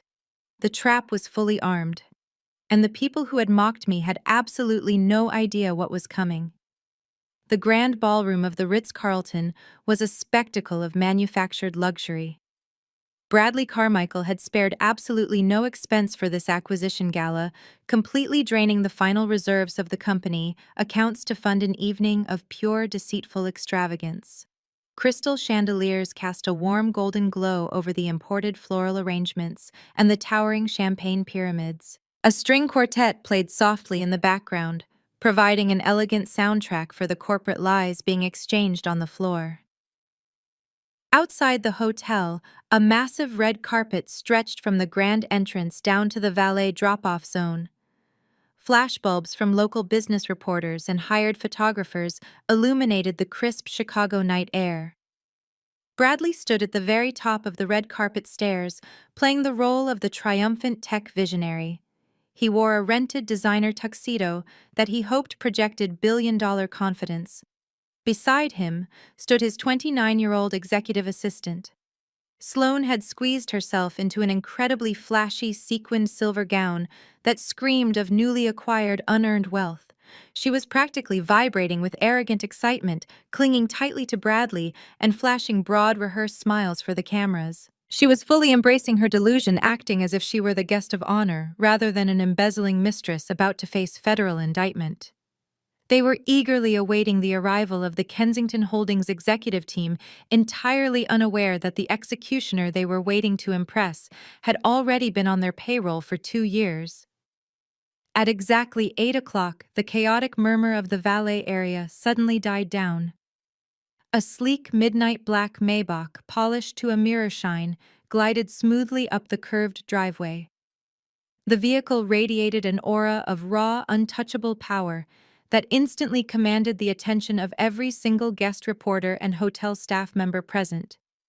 The sheer intimidating presence of the flagship luxury car made the other expensive vehicles in the valet line look like cheap toys. Whispers immediately broke out across the red carpet. The junior analysts and mid-level managers from Carmichael Tech, who had been forced to attend to make the crowd look larger, stretched their necks to get a glimpse. Everyone assumed the billionaire CEO Liam Kensington had finally arrived to officially sign the $50 million buyout. Bradley hastily adjusted his bow tie and nudged Sloane, signaling her to prepare for the ultimate corporate groveling session. They both pasted on their most sycophantic, eager smiles, ready to bow down to the wealth they desperately wanted to steal. A highly trained, impeccably dressed chauffeur stepped out of the driver's seat and walked briskly around the rear of the Maybach. He reached for the heavy silver door handle and pulled it open with practiced, absolute precision. But it was not my billionaire husband who stepped out onto the pavement. I placed one foot clad in a custom crystal-embellished stiletto onto the red carpet. I rose from the plush leather interior of the luxury vehicle and stood to my full height. The cold Chicago wind caught the flowing fabric of my dress, and a collective audible gasp rippled through the crowd. I was wearing a breathtaking custom-fitted Oscar de la Renta evening gown that cost a staggering $15,000. The deep, rich emerald green silk draped perfectly across my figure, radiating an old-money elegance that completely eclipsed the flashy, desperate silver sequins Sloane was wearing. The exquisite tailoring emphasized a posture of absolute unyielding authority. I was no longer hiding behind oversized clearance rack sweaters or sensible flat shoes. Around my neck rested a vintage flawless diamond collar, catching the flashing lights of the cameras and throwing blinding, brilliant refractions across the hotel entrance. On my left hand, the 5-carat custom diamond engagement ring I had kept hidden in my plain tote bag for 2 entire years was finally on full magnificent display. I looked like royalty stepping onto a battlefield.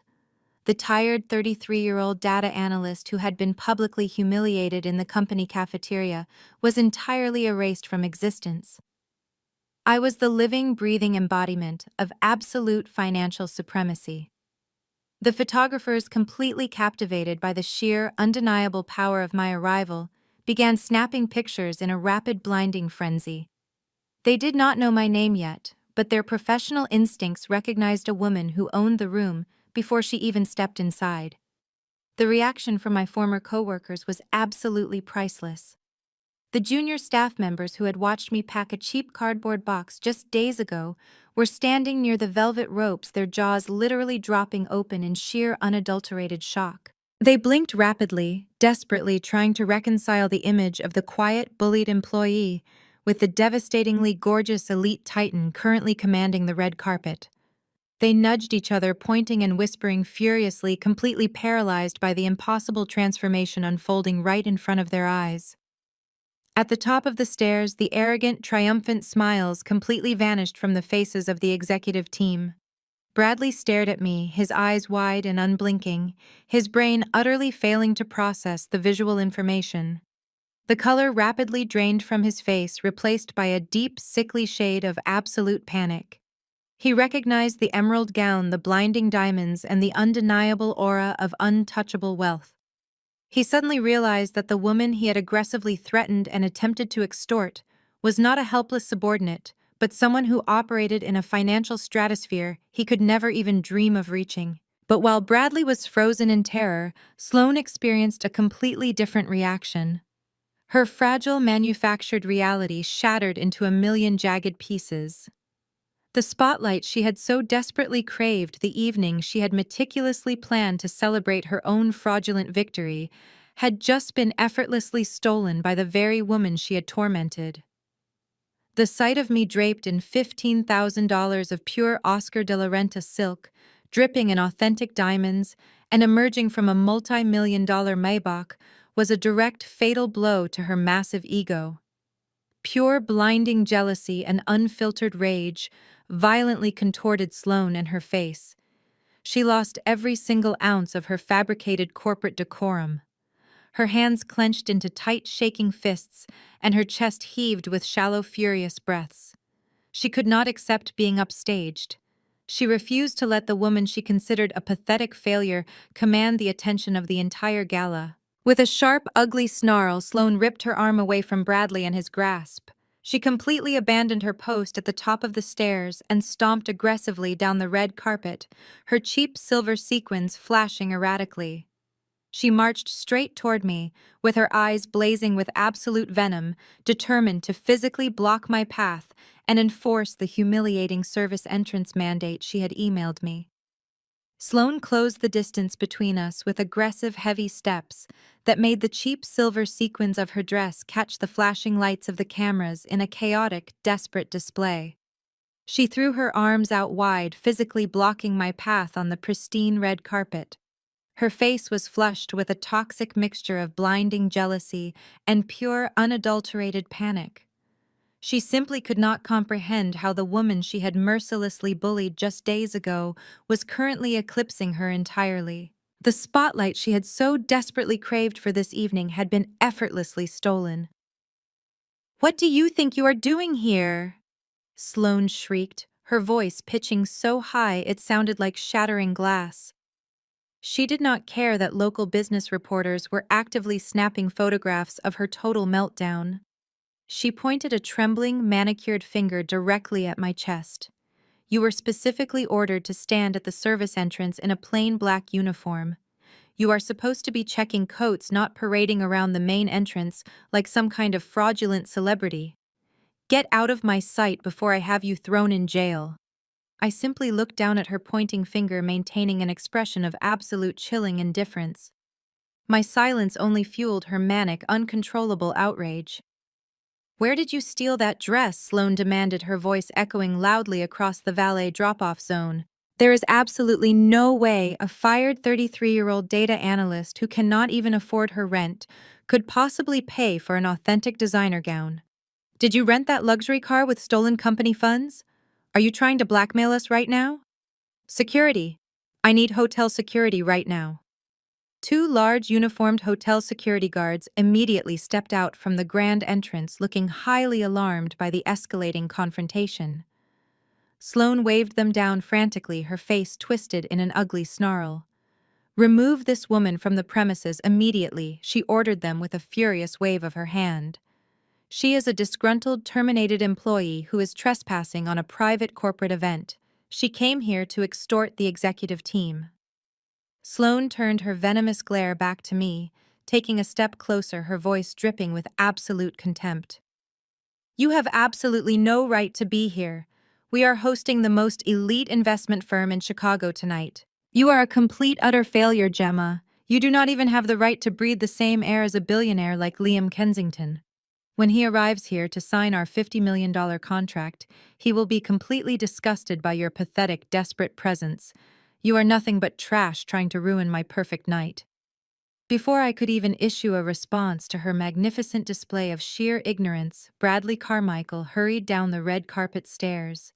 He was sweating profusely, his face pale and slick under the bright flashing lights. He desperately needed to maintain control of the situation before the Kensington Holdings executive team arrived. He saw the reporters murmuring and writing down notes capturing the entire humiliating spectacle. Bradley stepped up beside his mistress, his eyes darting frantically between my flawless diamond collar and the approaching security personnel. "What is the meaning of this nonsense?" Bradley hissed, trying to keep his voice low but failing to mask his raw, unfiltered panic. "I told you that your career was over. You think showing up to my acquisition gala in a stolen dress is going to change anything? You are making a massive catastrophic mistake, and I will make sure you rot in a prison cell for corporate espionage. He turned to the hotel security guards, his tone shifting into a harsh, tyrannical command. Grab her arms and forcefully escort her off this property right this second. If she resists, call the local police and have her arrested for criminal trespassing and corporate harassment. I want her removed from my sight before the buyers arrive. I am not going to let a mentally unstable ex-employee ruin the biggest financial deal of my entire life. The two security guards exchanged hesitant glances. They looked at Bradley in his rented tuxedo, and then they looked at my $15,000 silk gown and the towering, unbaited power radiating from my posture. They were professionally trained to handle unruly guests, but their instincts warned them that touching me would be a monumental error. However, Bradley was the corporate client paying for the grand ballroom, so they slowly began to advance toward me. Their large hands reached out, preparing to grab my shoulders and physically drag me away from the bright lights of the red carpet. I did not flinch. I did not take a single step backward. I stood my ground on the red carpet with the absolute terrifying stillness of a queen watching a peasant rebellion crumble. I locked eyes with the closest security guard, delivering a silent, freezing warning that made him hesitate for a fraction of a second. I was perfectly prepared to let them make the final fatal mistake of placing their hands on the wife of the most powerful man in the city. I wanted Bradley and Sloane to feel the absolute peak of their false victory before the entire foundation of their lives collapsed into dust. Right at that exact second, before the guard could even brush the silk fabric of my sleeve, the deep, heavy roar of multiple high-performance engines completely drowned out the ambient noise of the street. A massive, heavily armored convoy of matte black sport utility vehicles aggressively turned into the hotel driveway, their tires screeching sharply against the pavement. The sheer, overwhelming presence of the motorcade instantly paralyzed everyone on the red carpet. The flashing lights of the cameras reflected off the tinted bulletproof windows. The lead vehicle stopped abruptly, perfectly cutting off the security guards. The heavy reinforced doors of the vehicles swung wide open simultaneously, releasing a highly trained detail of elite dark-suited protection agents who rapidly secured the perimeter. The heavy steel doors of the lead vehicle opened with synchronized precision. A towering figure stepped out onto the red carpet, completely eclipsing the chaotic flashing lights of the desperate photographers. It was Liam Kensington. He was 36 years old and the undisputed titan of the Chicago private equity sector. He did not simply walk into a room, he conquered it by merely existing within its borders. He wore a flawless midnight black bespoke tuxedo that draped over his broad athletic frame with dangerous perfection.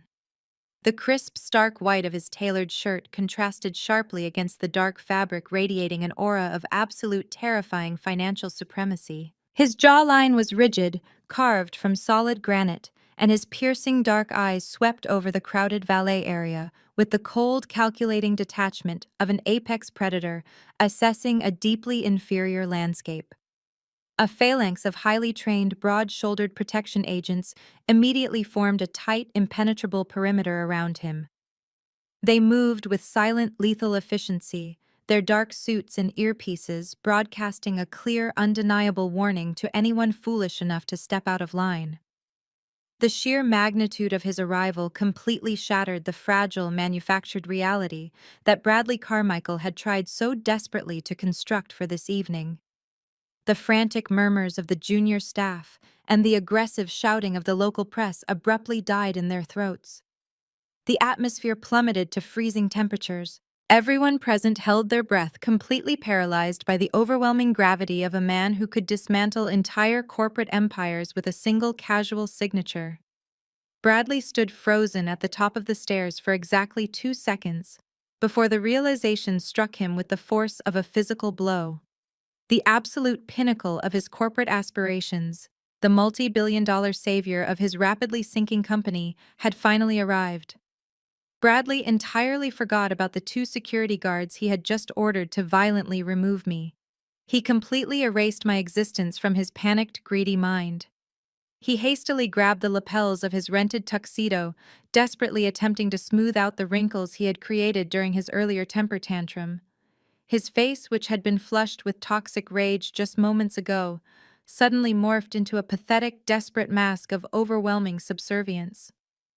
Sloane reacted with the exact same sickening desperation. She frantically patted down her cheap sequined silver dress, her eyes widening with manic, starry-eyed delusion. She genuinely believed this was her moment to ascend to the highest tier of society. She thought she was about to stand shoulder to shoulder with the financial elite of the city. Bradley shoved his way past his own terrified employees and aggressively pushed through the line of flashing cameras, determined to be the very first person to greet the billionaire. Sloane followed right on his heels, practically sprinting down the red carpet in her high heels, determined to position herself directly in Liam's line of sight. Mr. Kensington Bradley practically shouted, his voice cracking slightly, as he rushed forward with his hand eagerly extended for a welcoming shake. "It is an absolute profound honor to welcome you to our acquisition gala this evening. We have been eagerly awaiting your arrival. I am Bradley Carmichael, the Chief Executive Officer of this firm, and I have personally overseen every single detail to ensure this night meets your exacting standards." Sloane stepped up right next to him, thrusting her chest forward and flashing a wide, highly practiced, completely artificial smile. "And I am his executive assistant," she chimed in, her voice dripping with a cloying, desperate sweetness. "We have the VIP suite perfectly prepared for your private signing ceremony. We are so incredibly thrilled to finalize our new partnership with Kensington Holdings." They stood there on the red carpet, two pathetic, embezzling fraudsters, eagerly offering themselves up to a man who held the absolute power to destroy them. They waited with bated breath, expecting Liam to grasp their hands to praise their innovative company and to validate their entire miserable existence. Liam did not slow his stride. He did not extend his hand. He did not even grant them the basic human courtesy of a passing glance. As Bradley eagerly stepped into his path, Liam's facial expression remained entirely locked in a mask of cold, terrifying indifference. He treated the chief executive officer of Carmichael Tech exactly like a meaningless, invisible piece of debris cluttering up the pristine red carpet. Without missing a single beat, the lead protection agent stepped smoothly in front of Liam. The massive, dark-suited bodyguard raised one heavy, unyielding arm and forcefully shoved Bradley directly in the chest. The physical rejection was swift, brutal, and completely humiliating. Bradley stumbled backward, his polished shoes slipping on the carpet as he collided heavily with a velvet stanchion. His extended hand dropped to his side, his face contorting in pure, unadulterated shock. Sloane let out a sharp gasp and instinctively leaped out of the way, plastering her back against the nearest wall to avoid being trampled by the advancing wall of elite security personnel. Liam walked right past their stumbling, humiliated forms, as if they were entirely non-existent. The protective detail parted the sea of stunned reporters and frozen corporate employees, clearing a direct, unobstructed path straight toward the center of the entrance. Every single camera lens pivoted. Every single eye in the crowded valet area followed the billionaire's trajectory, desperately trying to understand what had just happened. The most powerful man in Chicago had just publicly, violently rejected the host of the gala, and he was currently marching with laser-focused, lethal intent straight toward the woman who was about to be forcibly ejected from the premises. The two hotel security guards who were standing mere inches from me instantly backed away, their faces turning ghost white as the phalanx of bodyguards descended upon our position. They realized with absolute crushing certainty that they had been seconds away from making a fatal career-ending mistake. I stood perfectly still in my $15,000 emerald silk gown, the vintage diamond collar catching the ambient light of the hotel entrance. I watched my husband approach, completely unfazed by the chaotic, swirling energy of the terrified crowd surrounding us. As Liam reached me, the terrifying glacial aura that had completely suffocated the red carpet vanished in a heartbeat. The hard, ruthless lines of his jaw softened instantly. His dark, piercing eyes, which had just looked through Bradley Carmichael like empty glass, suddenly melted into a pool of profound, unconditional, and overwhelming devotion. He stepped into my personal space, completely ignoring the hundreds of wide-eyed, petrified onlookers, the flashing cameras, and the deeply confused corporate executives. He reached out with his large, warm hands and gently cupped the sides of my face. The absolute tenderness of his touch was a jarring, spectacular contrast to the violent, untouchable power he had projected just moments prior. He leaned down, closing his eyes, and pressed a long, incredibly soft kiss directly onto my forehead. The gesture was so deeply intimate, so fiercely protective, that a collective, completely stunned silence fell over the entire grand entrance. Liam pulled back just enough to look deeply into my eyes. His thumbs gently stroked my cheekbones. His voice, when he finally spoke, was a low, smooth rumble that carried effortlessly across the dead silent crowd, ensuring every single person heard his devastating words. "Sorry, darling, I am late," Liam murmured, his tone shifting into a dark, razor-sharp edge as his gaze flicked momentarily toward the pale, trembling figures of Bradley and Sloane. "Is this trash bothering you?" The silence that slammed down over the Ritz-Carlton Grand Ballroom was absolute and entirely suffocating. It was a complete structural collapse of reality for the people who had spent the last 48 hours actively plotting my destruction. Hundreds of elite guests, corporate executives, and terrified junior analysts stood frozen like marble statues. No one dared to take a single breath. The only sound that broke the heavy vacuum was the sharp, violent shatter of fine crystal. Sloane had been holding a full glass of expensive red vintage wine, eagerly waiting to toast her fraudulent victory. When Liam uttered those devastating words, her manicured fingers gave out. The delicate crystal slipped from her grasp and exploded against the polished marble floor. The dark red liquid splashed violently across the tips of her cheap silver sequined dress, looking exactly like fresh blood spreading across a crime scene. Sloane did not even look down at the ruined fabric. All the vibrant color had been siphoned out of her face, leaving her with a sickly pallor. Her mouth hung open in a silent, agonizing scream of pure realization. The glamorous lifestyle she had mapped out evaporated into thin air. Bradley Carmichael fared significantly worse.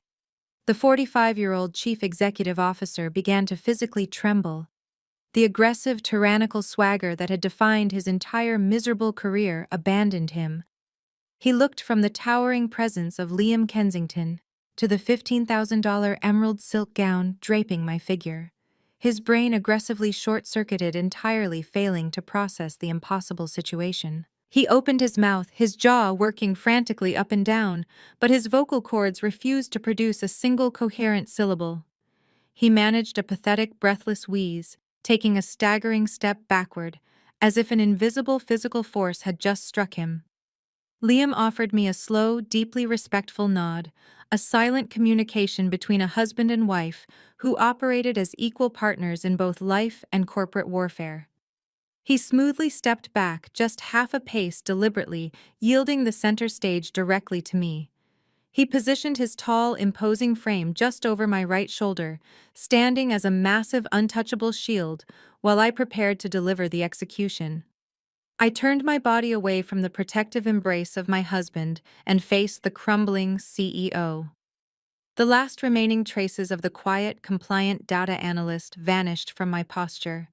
I squared my shoulders, lifting my chin with the cold authority of a woman who held total dominion over the financial sector. I looked Bradley dead in the eyes. I watched the raw, unfiltered terror swimming in his pupils. "You look incredibly confused, Bradley," I stated. My voice was no longer flat or accommodating. It rang out across the silent ballroom, clear and razor-sharp, cutting through the stagnant air like a perfectly aimed scalpel. "Allow me to clear up this catastrophic misunderstanding for you. I am not a desperate 33-year-old spinster begging for minimum wage. I am not an expendable asset you can throw out onto the street. And I am certainly not a helpless subordinate you can lock in an office and extort for intellectual property." Bradley shook his head weakly, his polished leather shoes scraping uselessly against the floor. He raised a trembling hand, pointing a shaking finger toward Liam, then back toward me. Wife. He stammered out the single word, sounding like a dry, choked sob. He said, wife. You cannot be. You are just Gemma. You are just a coder. I offered him a smile devoid of any warmth or mercy. My name is Gemma Kensington, I declared, ensuring the heavy, powerful surname echoed off the crystal chandeliers above us. I am the legal wife of Liam Kensington. We have been happily married for over 3 years, but my marital status is actually the least of your immediate concerns tonight. My position as a billionaire spouse is not what is currently destroying your company. My professional title is what you should be absolutely terrified of right now. I took one deliberate, agonizingly slow step forward, forcing Bradley to cower backward into the velvet ropes. I am the Chief Due Diligence Officer for Kensington Holdings, I announced, projecting my voice so the local business reporters near the entrance could capture every damning word. My primary corporate function is to aggressively audit and dismantle potential acquisition targets before our investment board authorizes a single dollar of funding. I do not rely on polished executive summaries. I rely on raw empirical truth. Therefore, exactly 6 months ago, I personally embedded myself inside Carmichael Tech under the guise of a senior data analyst. I instituted a covert operational review of your entire organizational structure. I spent half a year sitting in a cramped cubicle drinking terrible break-room coffee and quietly monitoring every single transaction, every internal email, and every fraudulent projection you fabricated. The collective gasp that erupted from the gathered Carmichael Tech employees was deafening.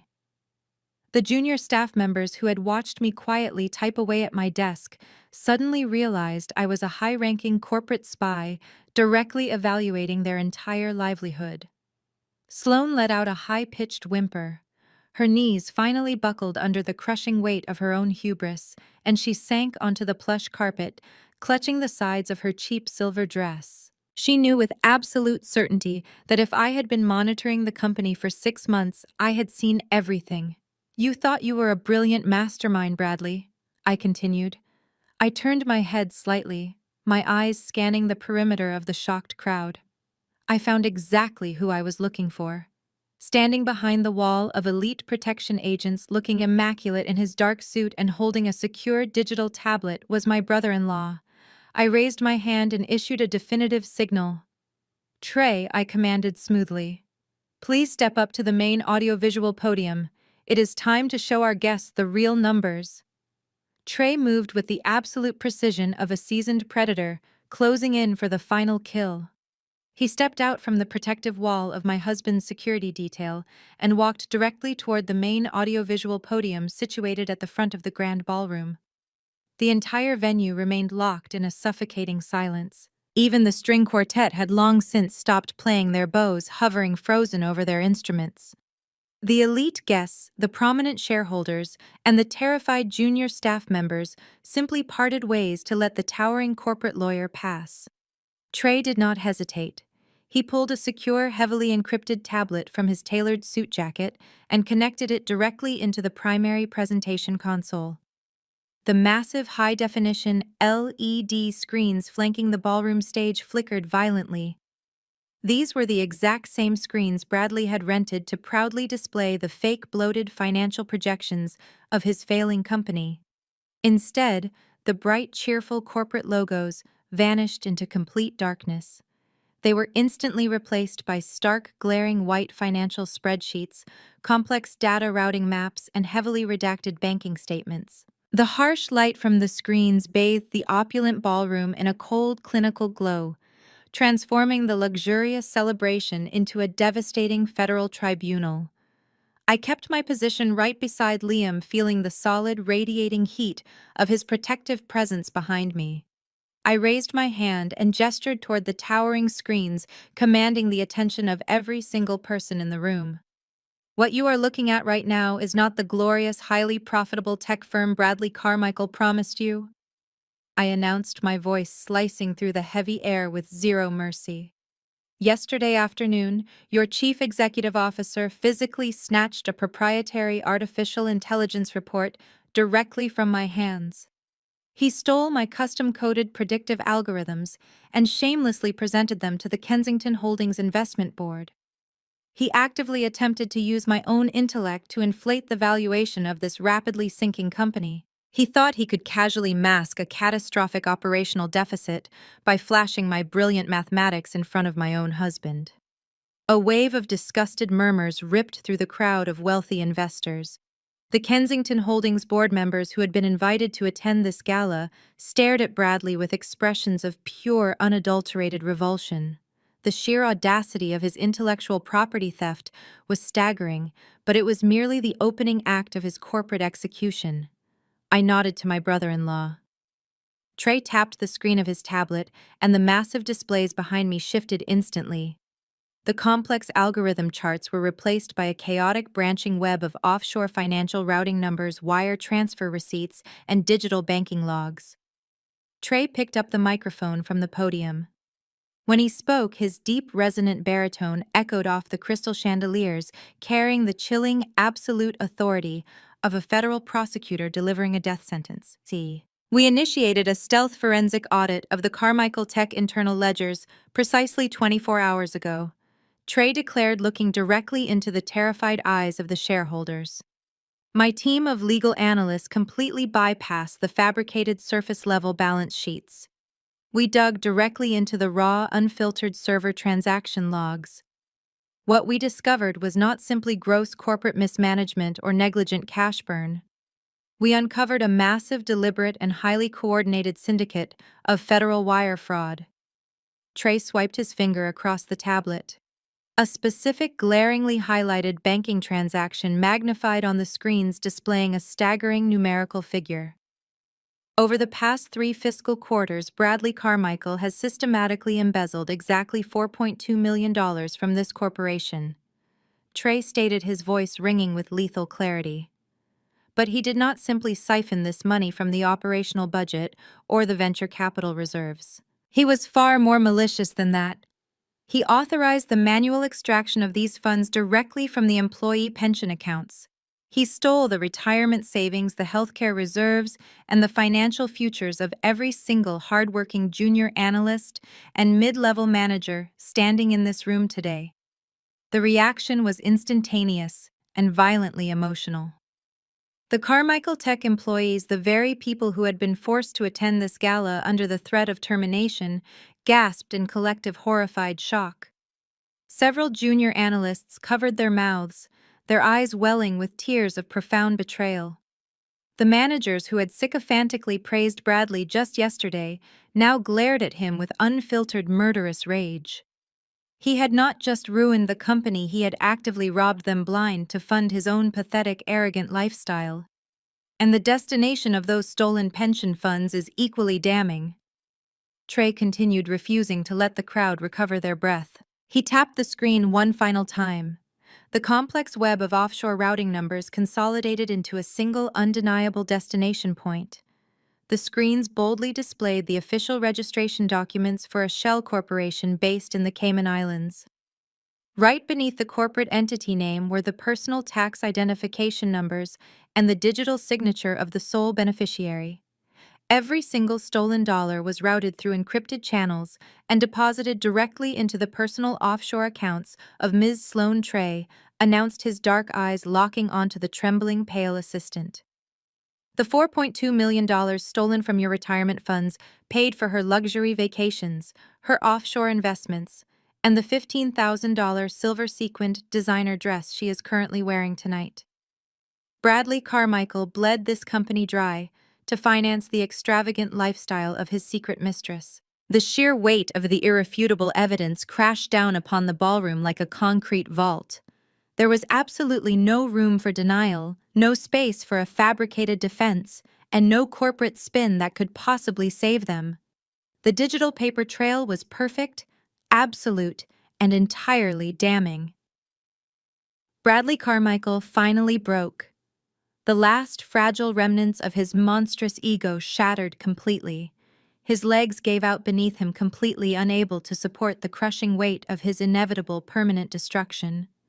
He collapsed heavily onto his knees right on the luxurious carpet of the Ritz-Carlton. He clutched at his chest, his breath coming in sharp, agonizing wheezes, his face buried in his hands as the reality of a lengthy federal prison sentence consumed his entire existence. Beside him, Sloane descended into absolute hysterical madness. The illusion of her grand, wealthy ascension was violently ripped away, leaving her with nothing but the terrifying prospect of a criminal indictment. She dropped to the floor, her expensive heels scraping uselessly against the marble. Tears ruined her meticulously applied makeup, leaving dark, ugly streaks down her pale cheeks. She crawled forward on her hands and knees, ignoring the disgusted stares of the billionaire investors. She reached out her hands, shaking violently, weeping loudly, and begging frantically for a mercy she would absolutely never receive. The sound of Sloane weeping on the plush carpet of the Ritz-Carlton was the only noise echoing across the massive grand ballroom. She crawled toward the polished leather shoes of the Kensington Holdings board members, her tear-streaked face a mask of absolute desperation, pleading for a financial mercy that simply did not exist in this stratosphere of wealth. The elite investors looked down at her with unfiltered disgust, physically stepping backward to avoid the touch of a confessed embezzler. Bradley Carmichael remained frozen on his knees, his expensive rented tuxedo bunching around his defeated shoulders. He was entirely paralyzed by the monumental collapse of his fabricated empire.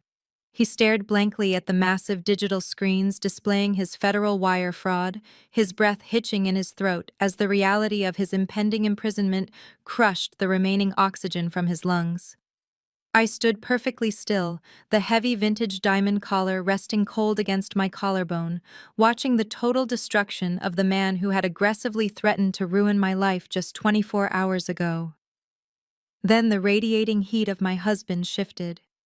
Liam Kensington stepped around me, his towering frame casting a long, terrifying shadow over the kneeling chief executive officer. Trey, my brilliant African-American brother-in-law, stood silently by the technical podium, his arms crossed over his flawless Tom Ford suit, watching his meticulous legal trap snap completely shut. The billionaire did not raise his voice. He did not need to shout to command the absolute obedience of the room. When Liam spoke, his tone was a dark, glacial rumble that froze the blood in Bradley's veins. "You invited my executive team to this luxury hotel tonight under the guise of finalizing a $50 million acquisition." Liam stated, his voice slicing through the heavy air with lethal precision. "You paraded around this ballroom drinking expensive champagne, entirely convinced that your pathetic fabricated spreadsheets had successfully blinded the financial analysts at Kensington Holdings.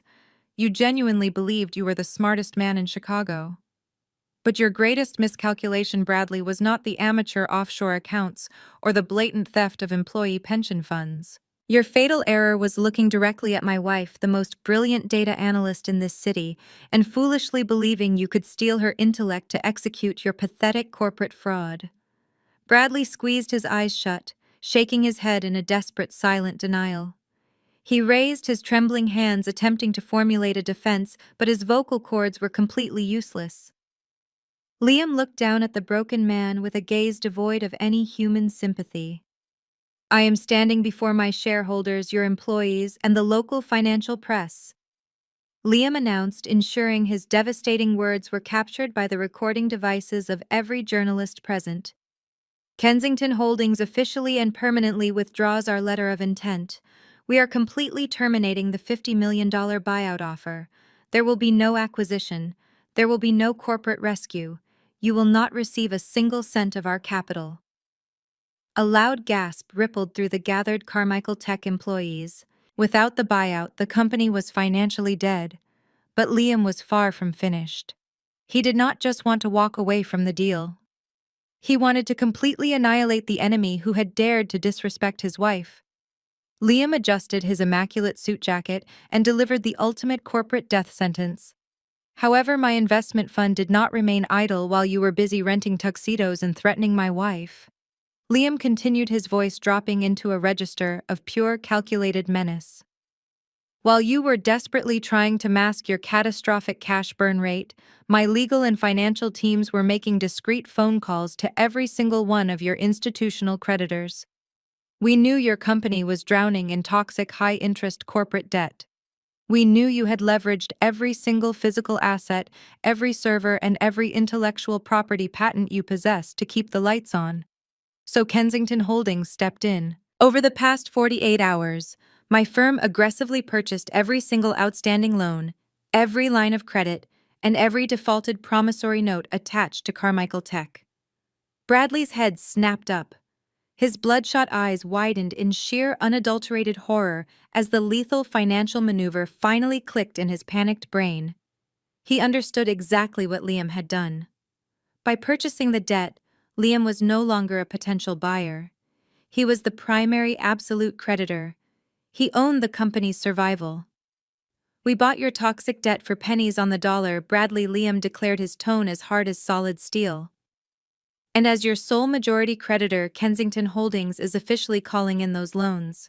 Effective immediately, we are demanding the total immediate repayment of all outstanding corporate debt. Since you have completely drained the company accounts to fund your mistress's offshore lifestyle, you are entirely in default. From this moment on, Bradley, your company belongs to us, and you are completely, irrevocably bankrupt."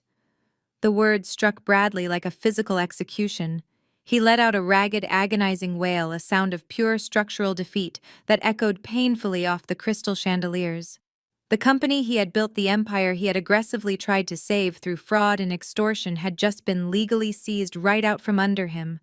He had nothing left. His corporate shares were worthless. His executive power was erased.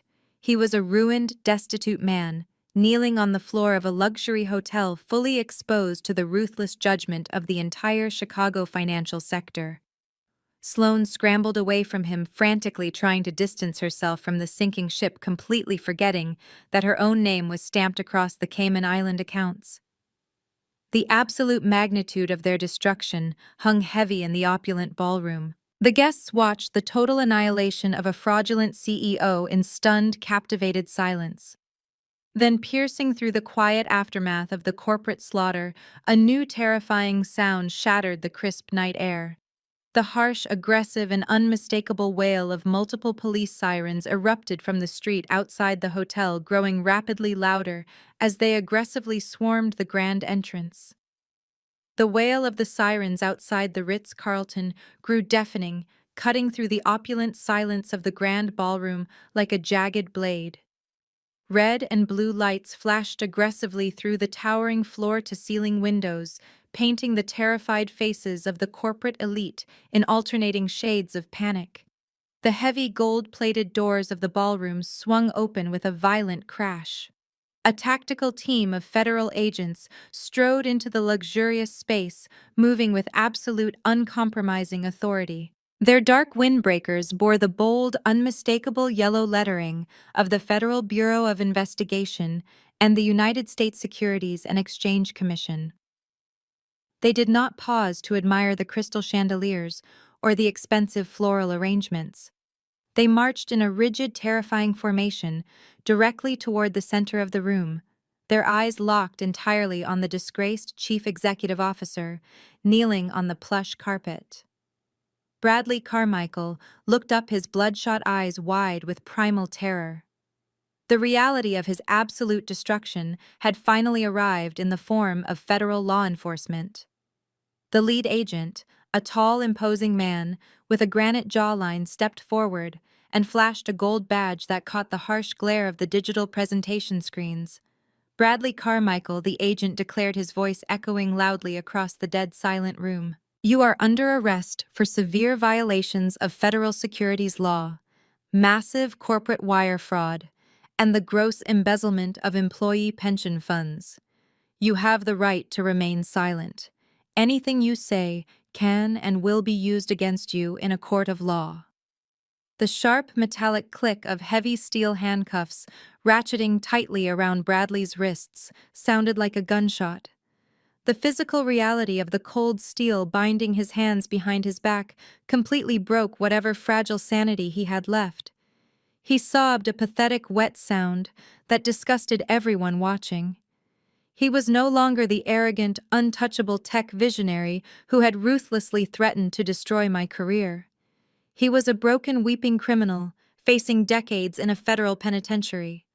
Beside him on the floor, Sloane descended into an entirely new level of hysterical madness.